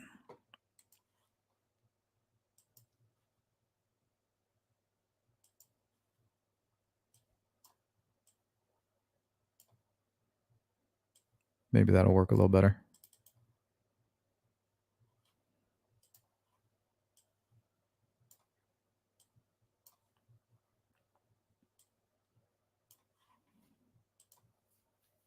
You guys remember this? The letter he wrote to the judge, where at no point he says that he's innocent. throws himself at the mercy of the court. I'm no handwriting expert, but some of the things that stand out to me are these eyes.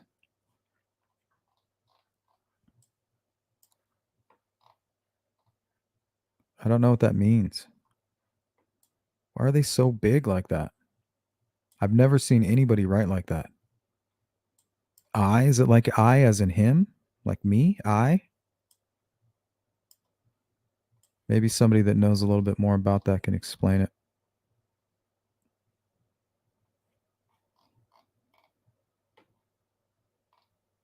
But he says here, I am ready to officially confess killing Abby and Libby. But it's like written very weird.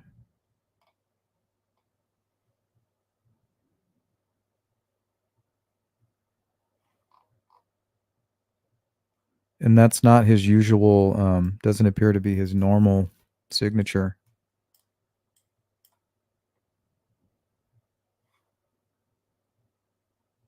But maybe he normally signs it like this. And was this part of the original?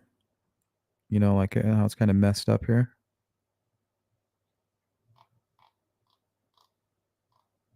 But the handwriting looks the same. Signature is definitely different, which could suggest a different state of mind. You know, I don't have a whole lot of faith in confessions, guys. Not after what I've seen. But also, I've covered plenty of cases where people, they provide a false confession, even though they are guilty and are proven to be guilty. They give a false confession, or they feel the need to malinger or feign symptoms of mental illness.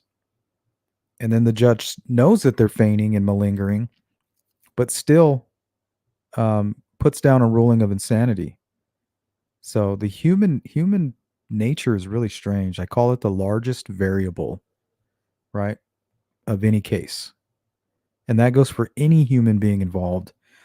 It goes for each individual investigator, each individual witness, each individual family member. Everybody has their own weird motivating factors. You have to, in my opinion, you need to consider all of them.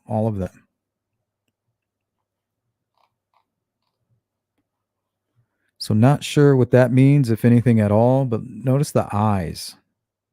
See them here? Eye, giant. Bigger than anything. Is he referring to I? Like he is the most important thing here? I. I'm sorry. I just don't know what that means. It's very strange. Any of you guys write like that? Maybe you can explain why you do it. I've never seen anything like that. You can look at this letter here from a distance. All you see are these eyes here. I mean, they stand out.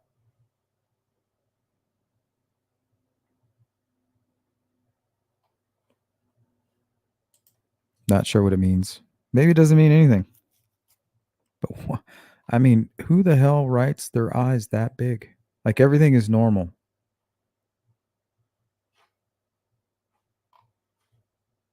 Strange to me.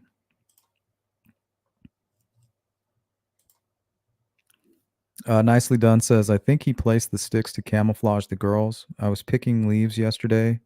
It makes a lot of noise moving leaves. Sticks make sense to quietly and quickly camouflage. Yeah. And I think it was Nick who said it earlier. He's just trying to break up the shapes of the body. And him being in the military and things like that, he knows what camouflage is used for.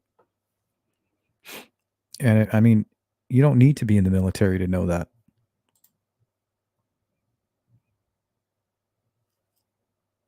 Yep, ex-military. Yeah, and if he did a pile of sticks, like that would be more noticeable. That's what I was thinking yesterday, Nick. If he just completely covered them in a big pile of sticks, they're creating something that is unnatural. But just to break up the shapes of the bodies the way he did, and at the same time maybe subconsciously covering the wound,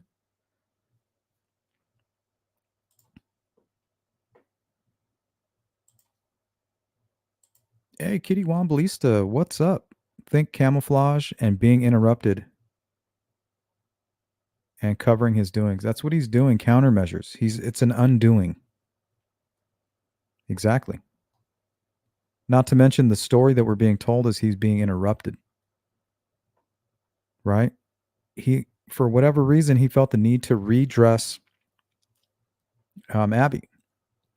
That's another undoing. I don't want people to show up to this crime scene and know how sick I am.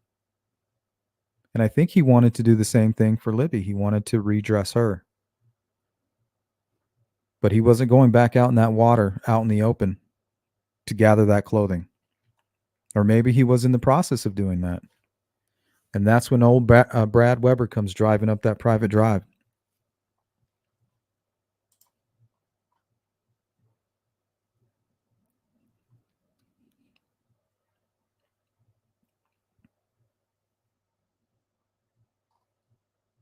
Yeah, maybe, Anna. And I think the timeline and the witnesses and that bullet, that's all they need to convict Richard Allen. They need to make sure that they have an answer for everything that the defense says. So as long as they can kind of explain away anything the defense has to say, and they hold strong on their timeline and they can convince the jury about the bullet, Richard Allen's going to prison for the rest of his life. And if they can sway that jury, he should. But if they can't, he needs to walk. And they can go ahead and continue their investigation. But if they're missing 2 socks, they need to find those socks. And I feel like the family, if Richard Allen's guilty of this, they can help tell law enforcement where those socks are. He probably has them hidden in an area that he's very familiar with, a place that's very private, a place that he can get to.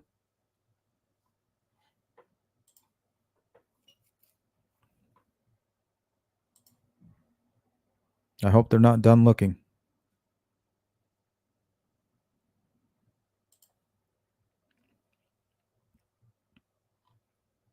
Original Badass, good to see you.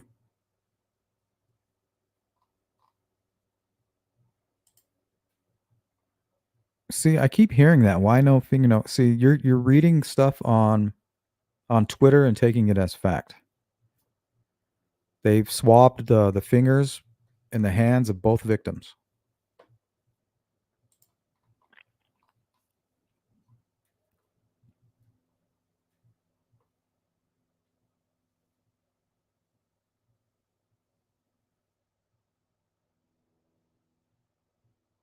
Those ladies worked with him at Walmart, said he would sneak around and come up on workers silently, and he was very strange.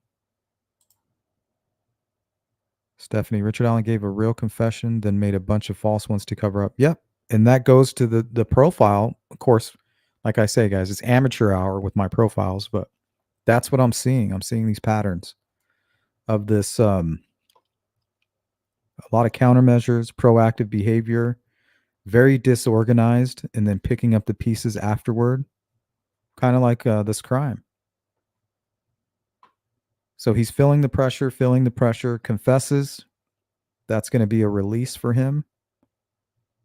Not only that, it's going to give him an opportunity, buy him more time, gain his composure. But now the cat's out of the bag, and he's trying to put Pandora back in the box. But Pandora doesn't go back in the box. He only comes out of the box. But I feel like that's been Richard Allen's whole everything, that explains everything about his actions. One horrible decision after the other, and then trying to undo it.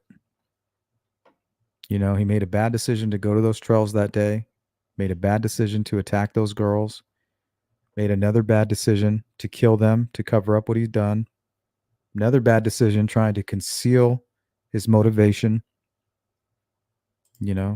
so on and so forth.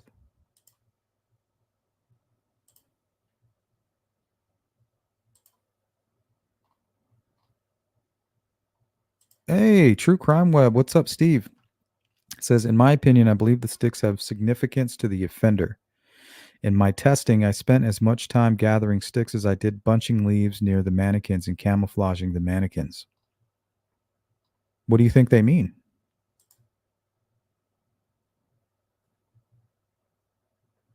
Yeah, both things can be right at the same time, right? A lot of people say, well, those sticks, they're put there for a purpose. That doesn't mean that they're runes.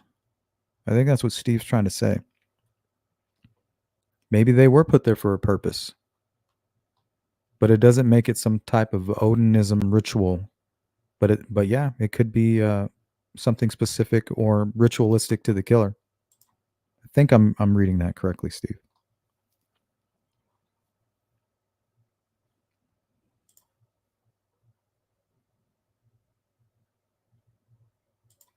Good to see you, CJK.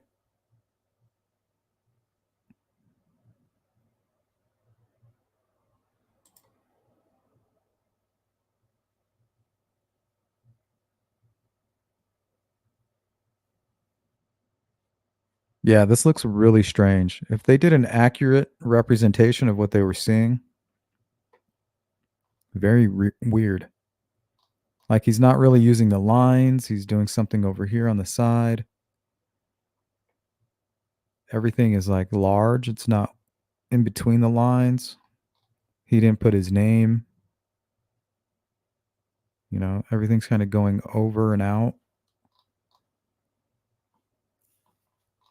Not sure what this is here. He has something scribbled out.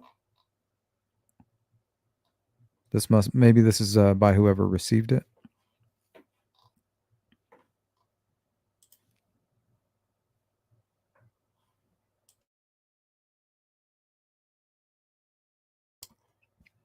So that's what I hear a lot of. Anybody who's seen the crime scene photo says, absolutely, those sticks were put there for a purpose.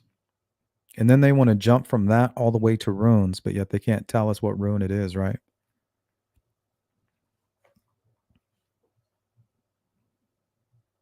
But yeah, I think Steve's right. Maybe it was put there for a purpose and it wasn't there to be camouflage. But once again, we'll have to ask the bridge guy what they were placed there for.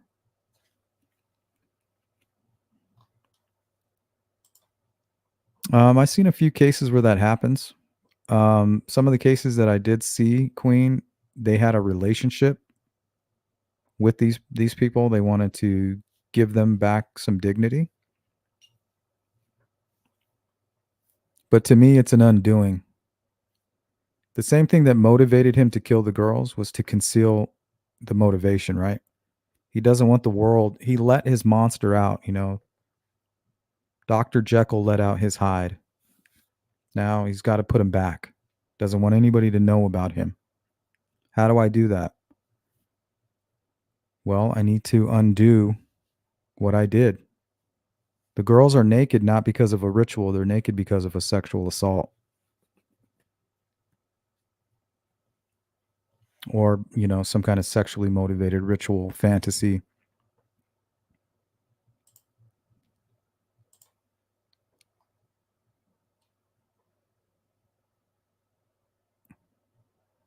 Paper type, anxious, rushed, taking their time, could cause changes. Did the autopsy show if Richard Allen shooting the girls, or is there only Yeah, the girls were not shot. Deep lacerations to the neck. Truffles is egomaniac. What's up, Lone Pony? That is not his actual handwriting. It's a recreation from a reporter. Yes, we've said that multiple times, Lone Pony. But we're assuming that they didn't just write in their own handwriting. They're trying to recreate what they're looking at, right? So we're going to assume that they're trying to recreate what they see. And that's what I'm proving to you by showing you his letter next to it. Is that is his handwriting. So even though it's a recreation, they're recreating his writing style as well. This isn't the handwriting of the person who recreated it.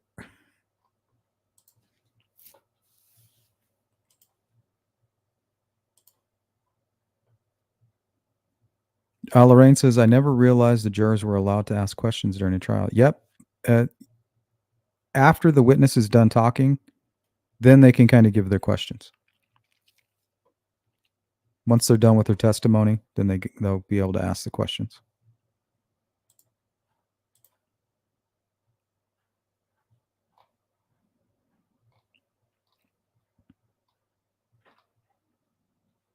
What's up, Frank Rizzo? They said, seems as though somebody on defense team is leaking bias info to media that is different from what they actually saw in court. I think some of the media is just biased, you know. They like to, they get, well, it's because they've been taking the bait when it comes to the defense team. You know? And since they've been trying to hype up this whole Odinism thing, right? They've been feeding it to the public. Now they feel programmed to stick with it. They don't want to look like they've been wrong. You know, it's kind of like when you say you're going to do something, now you feel pressure to go do it. When really all you have to say is, you know what? I'm not going to do that anymore. I don't want to do that. Humans are programmed to do that. If you say it, you feel like you got to do it now. You know, it's already spoken into existence. But the truth is, you can just say, no, I'm not, you know, I'm changing direction. Same goes with all of these people like Court TV and all of these reporters. It's what sells. They all want to talk about the sticks and the Odinism. You know, it's so mysterious. Nobody wants to talk about little old Ricky being a sexually motivated pervert who couldn't control himself and killed the girls to hide what he had done. They're like, no, that's not the story we want. That's not, you know, that's not gonna sell ad revenue. We got to stick to this cult ritual, you know. But the truth is stranger than fiction if you just paid attention to it. Hey, James Cope says the big overgrown eye means he's thinking he is the most important element. See, and that's what I was thinking of any situation. All the cares about is himself because he is a psychopath. Yep, that was my amateur interpretation.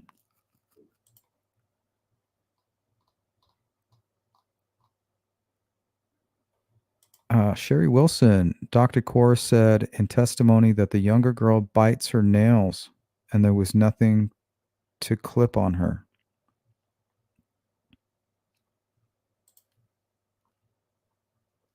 Yes, 3:45 is when he got home. That would be the perfect amount of timing to scare somebody at the crime scene, force them to camouflage the girls, and be seen walking out of the cemetery shortly after. That'd be like 12 minutes.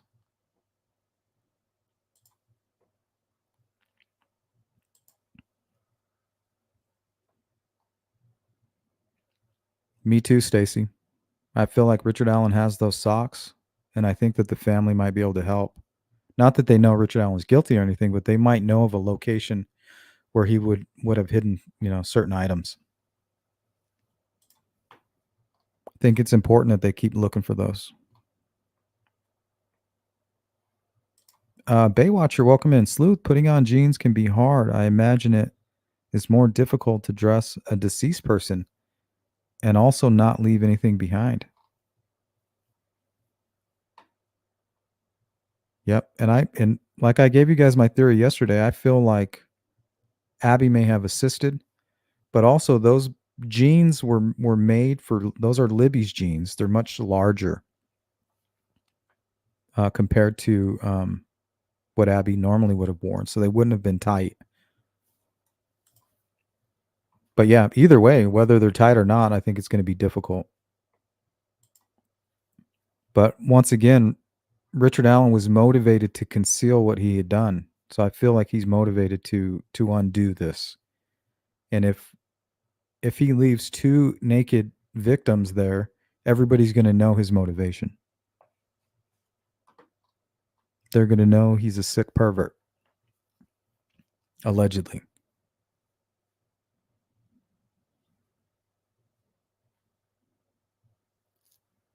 Yep, that's how I see it, KCL. Blind Squirrel says obviously BG was very aware of possible aerial and drone searches. Is the reason for branching Camouflage. Yeah, I mean, we're talking about somebody who's trained, military, had an hour and a half to kind of come up with, to think about what he needed to do to undo this, to mislead investigators. Oh, yeah, Rick, for sure. The real documents would help. But unfortunately, this is all we have for now. Do with them what you may. Okay, guys, we're going to close out with these newly filed documents.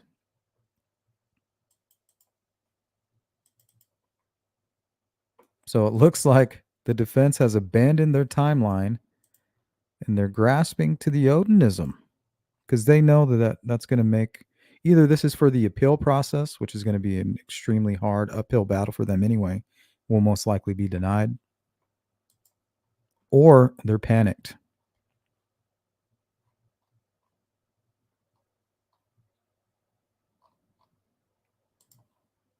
Okay.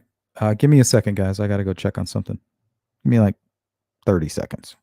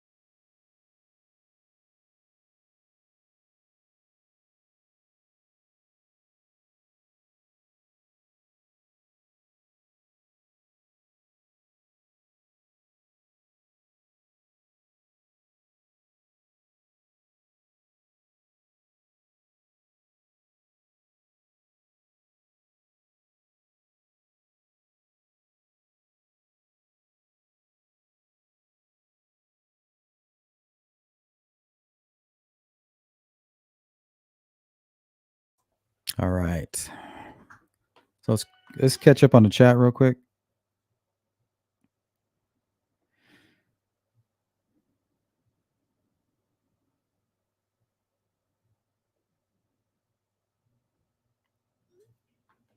T Lemon, how you doing? So thinking back to when law enforcement said the scene was odd and non-secular. Well, we've kind of determined that it was never said. It was never, the term non-secular was never said. That was actually retracted by the media outlet that put that out. Road Dog, wow, that testimony is spot on, right by the cemetery, bloody and muddy. Yep, fits right in with the timeline too. Per HTC, Dr. Kaur also said it could have been done with the same knife or different knives.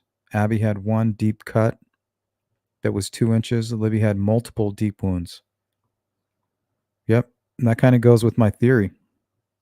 And that's why there's not a whole lot of DNA. He was kind of walking them to where they were out of view of the public, away from that private drive, and before they knew it, he attacked Abby. That's why there's no DNA. He just kind of sliced at her. And Libby took off. And that's why you see different wounds on the girls, in my opinion.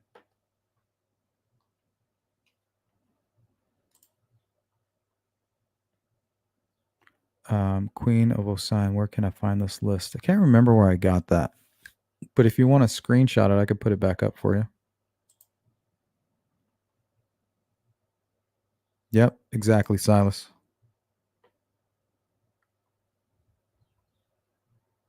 I have seen that done, Lady Monet.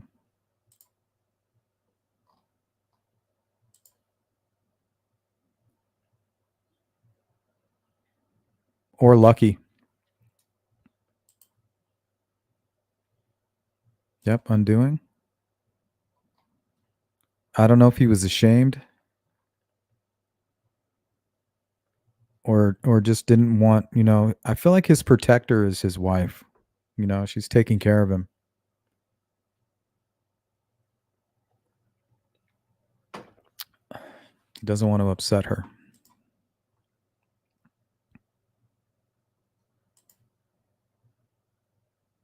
I don't know. I know that Gary Ridgway, he redressed one of the only victims that he actually knew. He was in a relationship with her for a small amount of time. He knew her and her daughter, and he actually cried in court when the daughter later on in life testified against him or addressed him in court. Well, one of the only victims that he redressed was her. So take that for whatever it's worth. Anna says, if drawings are correct, as well as Lauren Matthias' description, sticks on top of Abby formed well, they don't form an asterisk. But I've seen people stack kind of like that, 4 campfires. Yeah, it doesn't make an asterisk. 2 of the sticks are crossing unevenly, and then one of them is barely crossing the center of those 2 sticks. Not to mention, it's something that you find in nature often. So yeah, you can go ahead and say, yeah, well, this one's a bind ruin. Okay. Kind of, not really, but we'll accept that one. What is the other one? Oh, well, I can't interpret what that is. Of course you can't.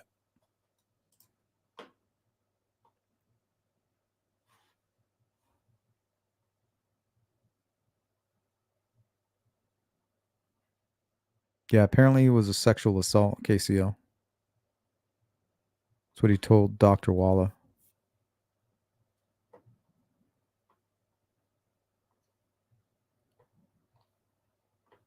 I know Gary Ridgway did at least one of his victims, and it was the victim that he had a personal relationship with. And he was a necro as well.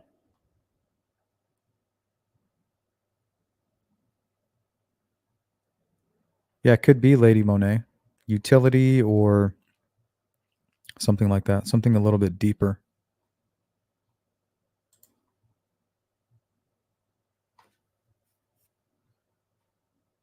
No worries, Lone Pony. Good to see you. No effects? What up?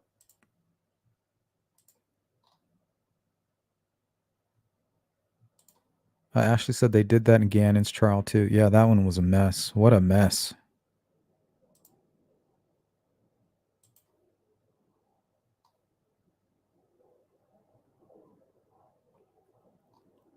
Yeah, hopefully we'll hear more about that, Elizabeth, about the wounds and what could have or could not have been responsible for creating them.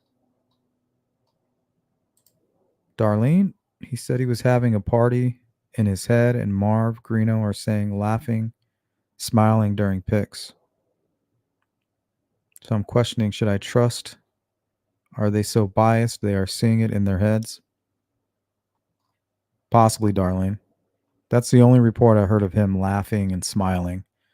I've heard multiple reports of him rocking in his chair, taking notes, scratching his chin, looking at the crime scene photos, looking at the jury, and then he'd be rocking back and forth. And then whenever he's rocking, Baldwin would reach his arm around him and whisper something into his ear.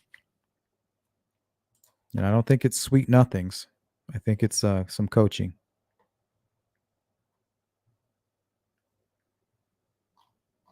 Okay. Ray says, you're misunderstanding. He didn't write one of them. The one IDC someone saw and copied. Who is that, me? Hold on, I got an email here from Molly. See, Lauren from Hidden True Crime did 2 drawings of a sketch of the crime scene. She was in the courtroom. She comments that the B&W, what's that, is more correct in size, distance, and the color is better. Differentiate what is what. just in case you find it helpful. What is the B and W?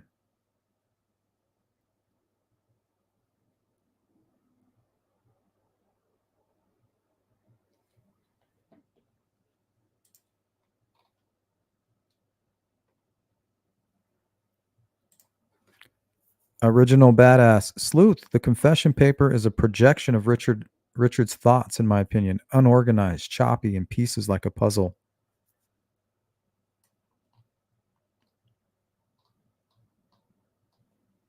Hey, Daisy.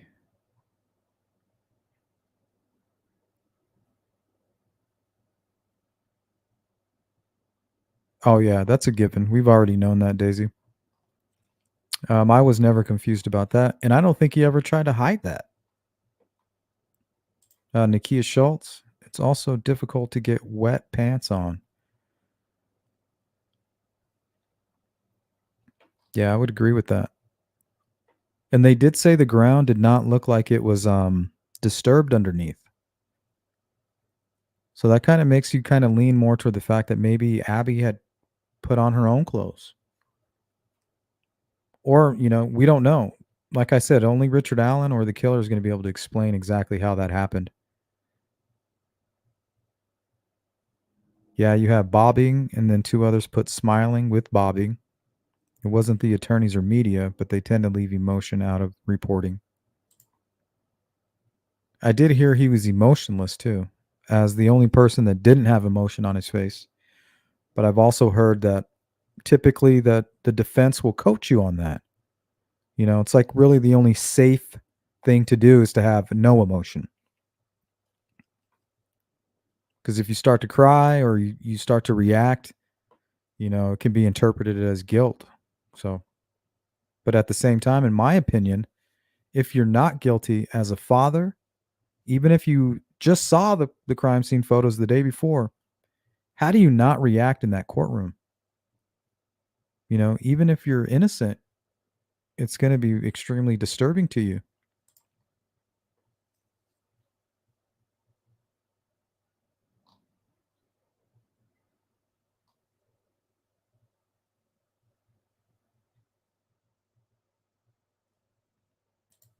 Absolutely, KCO. We're going to have to wait for all of that to come out in trial. Let's go to True Crime Web. Thank you, Steve. The one thing I know for sure is I am the only one who know why I do things and what motivates me. This theory should be the same for others and the offender. It's a good point.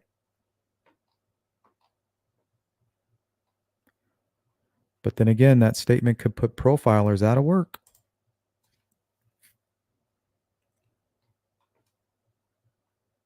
Question is trying to figure out why you did it.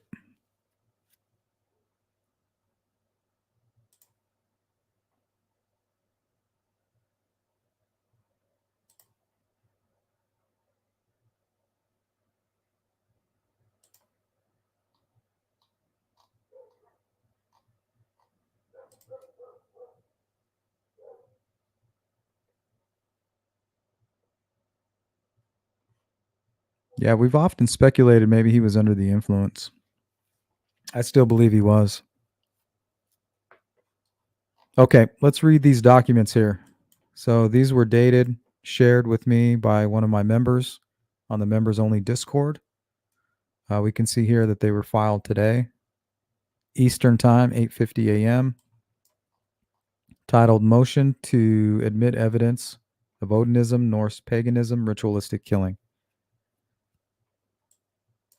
Okay, number one, on Tuesday, October 22nd, 2024, CSI Brian Olahay testified concerning various aspects of the crime scene.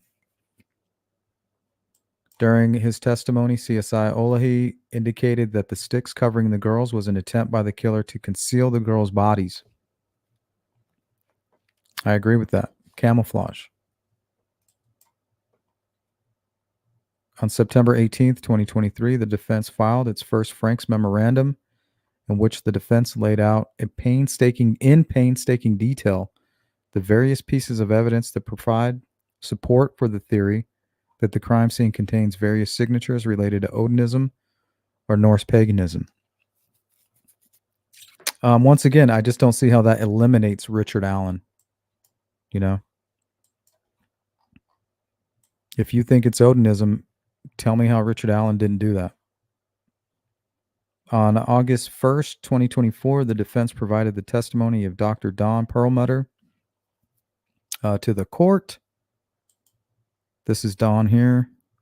She has written some books on ritualistic killings.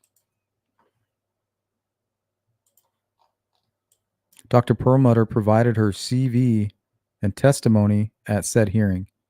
Dr. Perlmutter's experience included, among other things, training the FBI and other local, state, and federal law enforcement agencies concerning how to identify a ritualistic crime scene, and literally writing the book on ritualistic crime scene identification used by local, state, and federal law enforcement.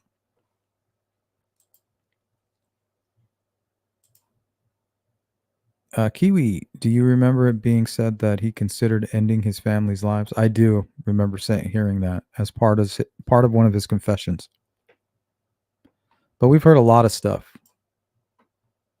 Is it fact or fiction?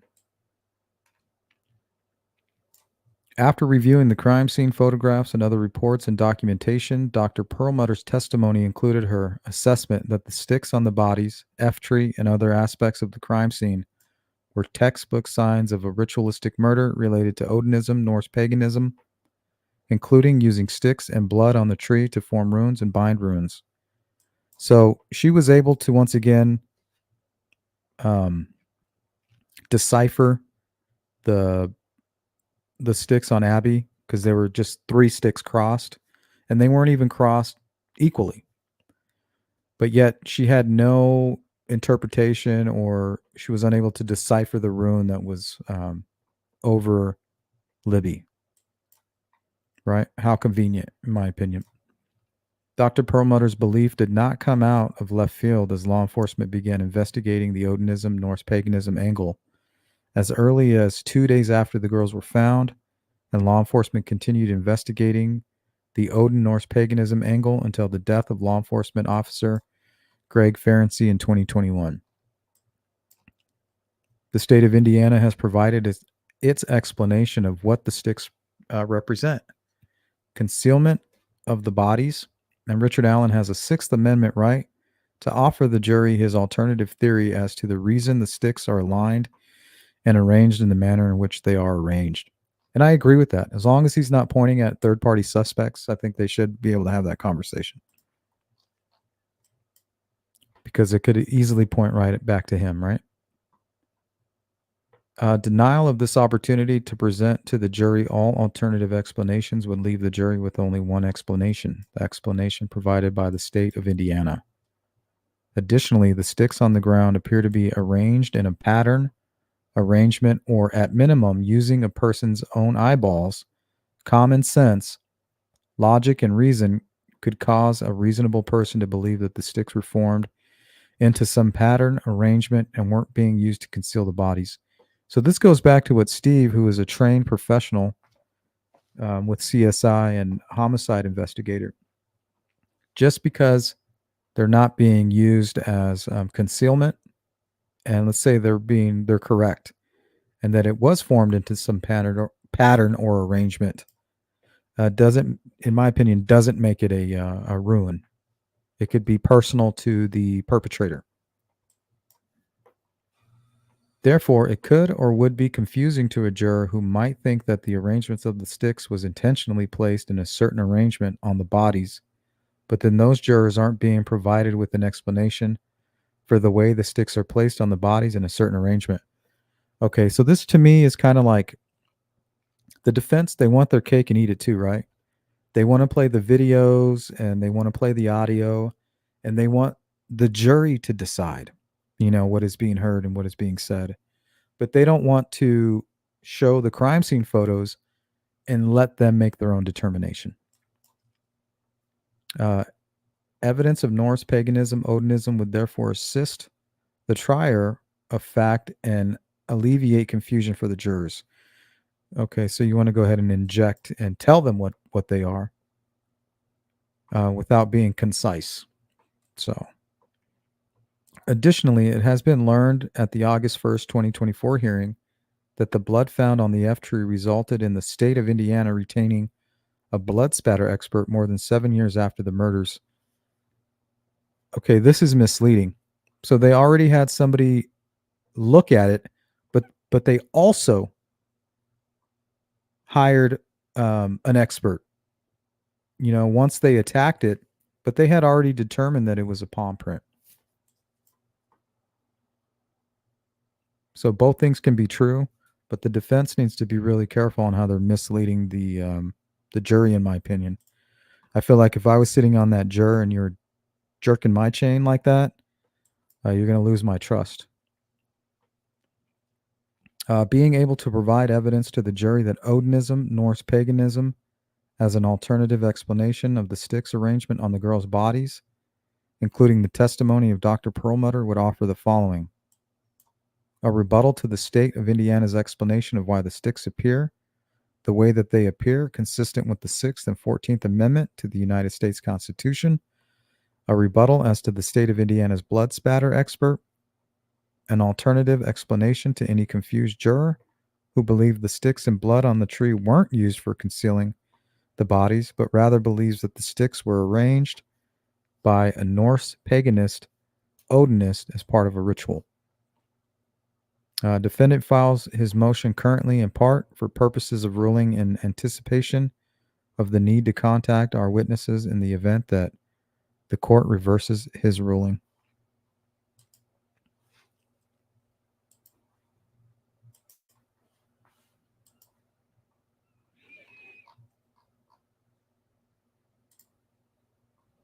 Yeah, it's very possible, Anna.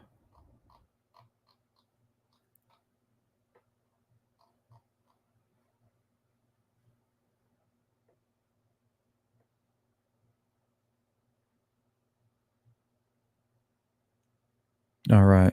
So we are going to get out of here in just a few.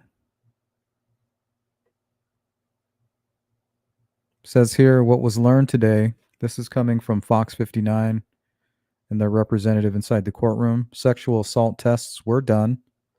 Only wounds were to the throat. Minimum of one weapon used, but defense argues uncertainty. So there goes that. Abby may have had covering over her mouth.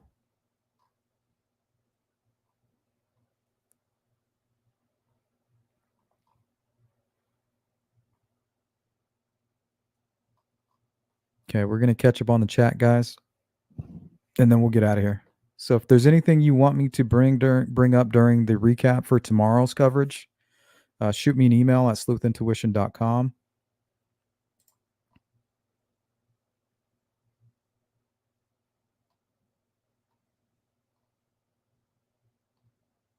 Sandollar, no F tree. BN Mama, welcome in. Always good to see you.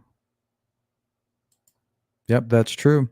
No matter, whatever it is at the crime scene, who's to say that, Richard Allen, that's not Richard Allen?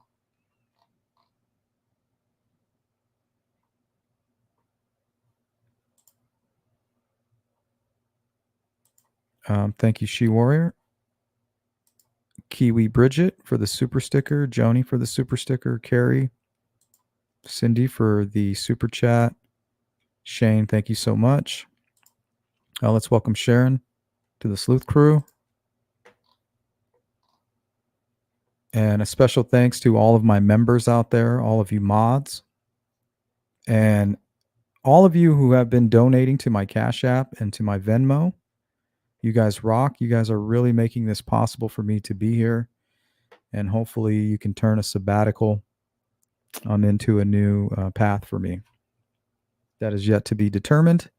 But you do make it possible for me to spend this time here. So thank you for doing that. And if you guys are part of that replay crew, you know exactly what to do. Drop that comment and we'll get back to you. All right, guys, that's going to wrap it up for today. Like I said, feel free to email me at any time if you find anything relevant, if you feel the need to correct anything, if you feel like we've gotten any information wrong and you have proof or a solid source and you'd like me to wave it around on a live stream, I'd be happy to do that and stand next to you as long as we can ensure that it is factual. And you guys enjoy the rest of your Wednesdays. Catch you on the flip side. Peace.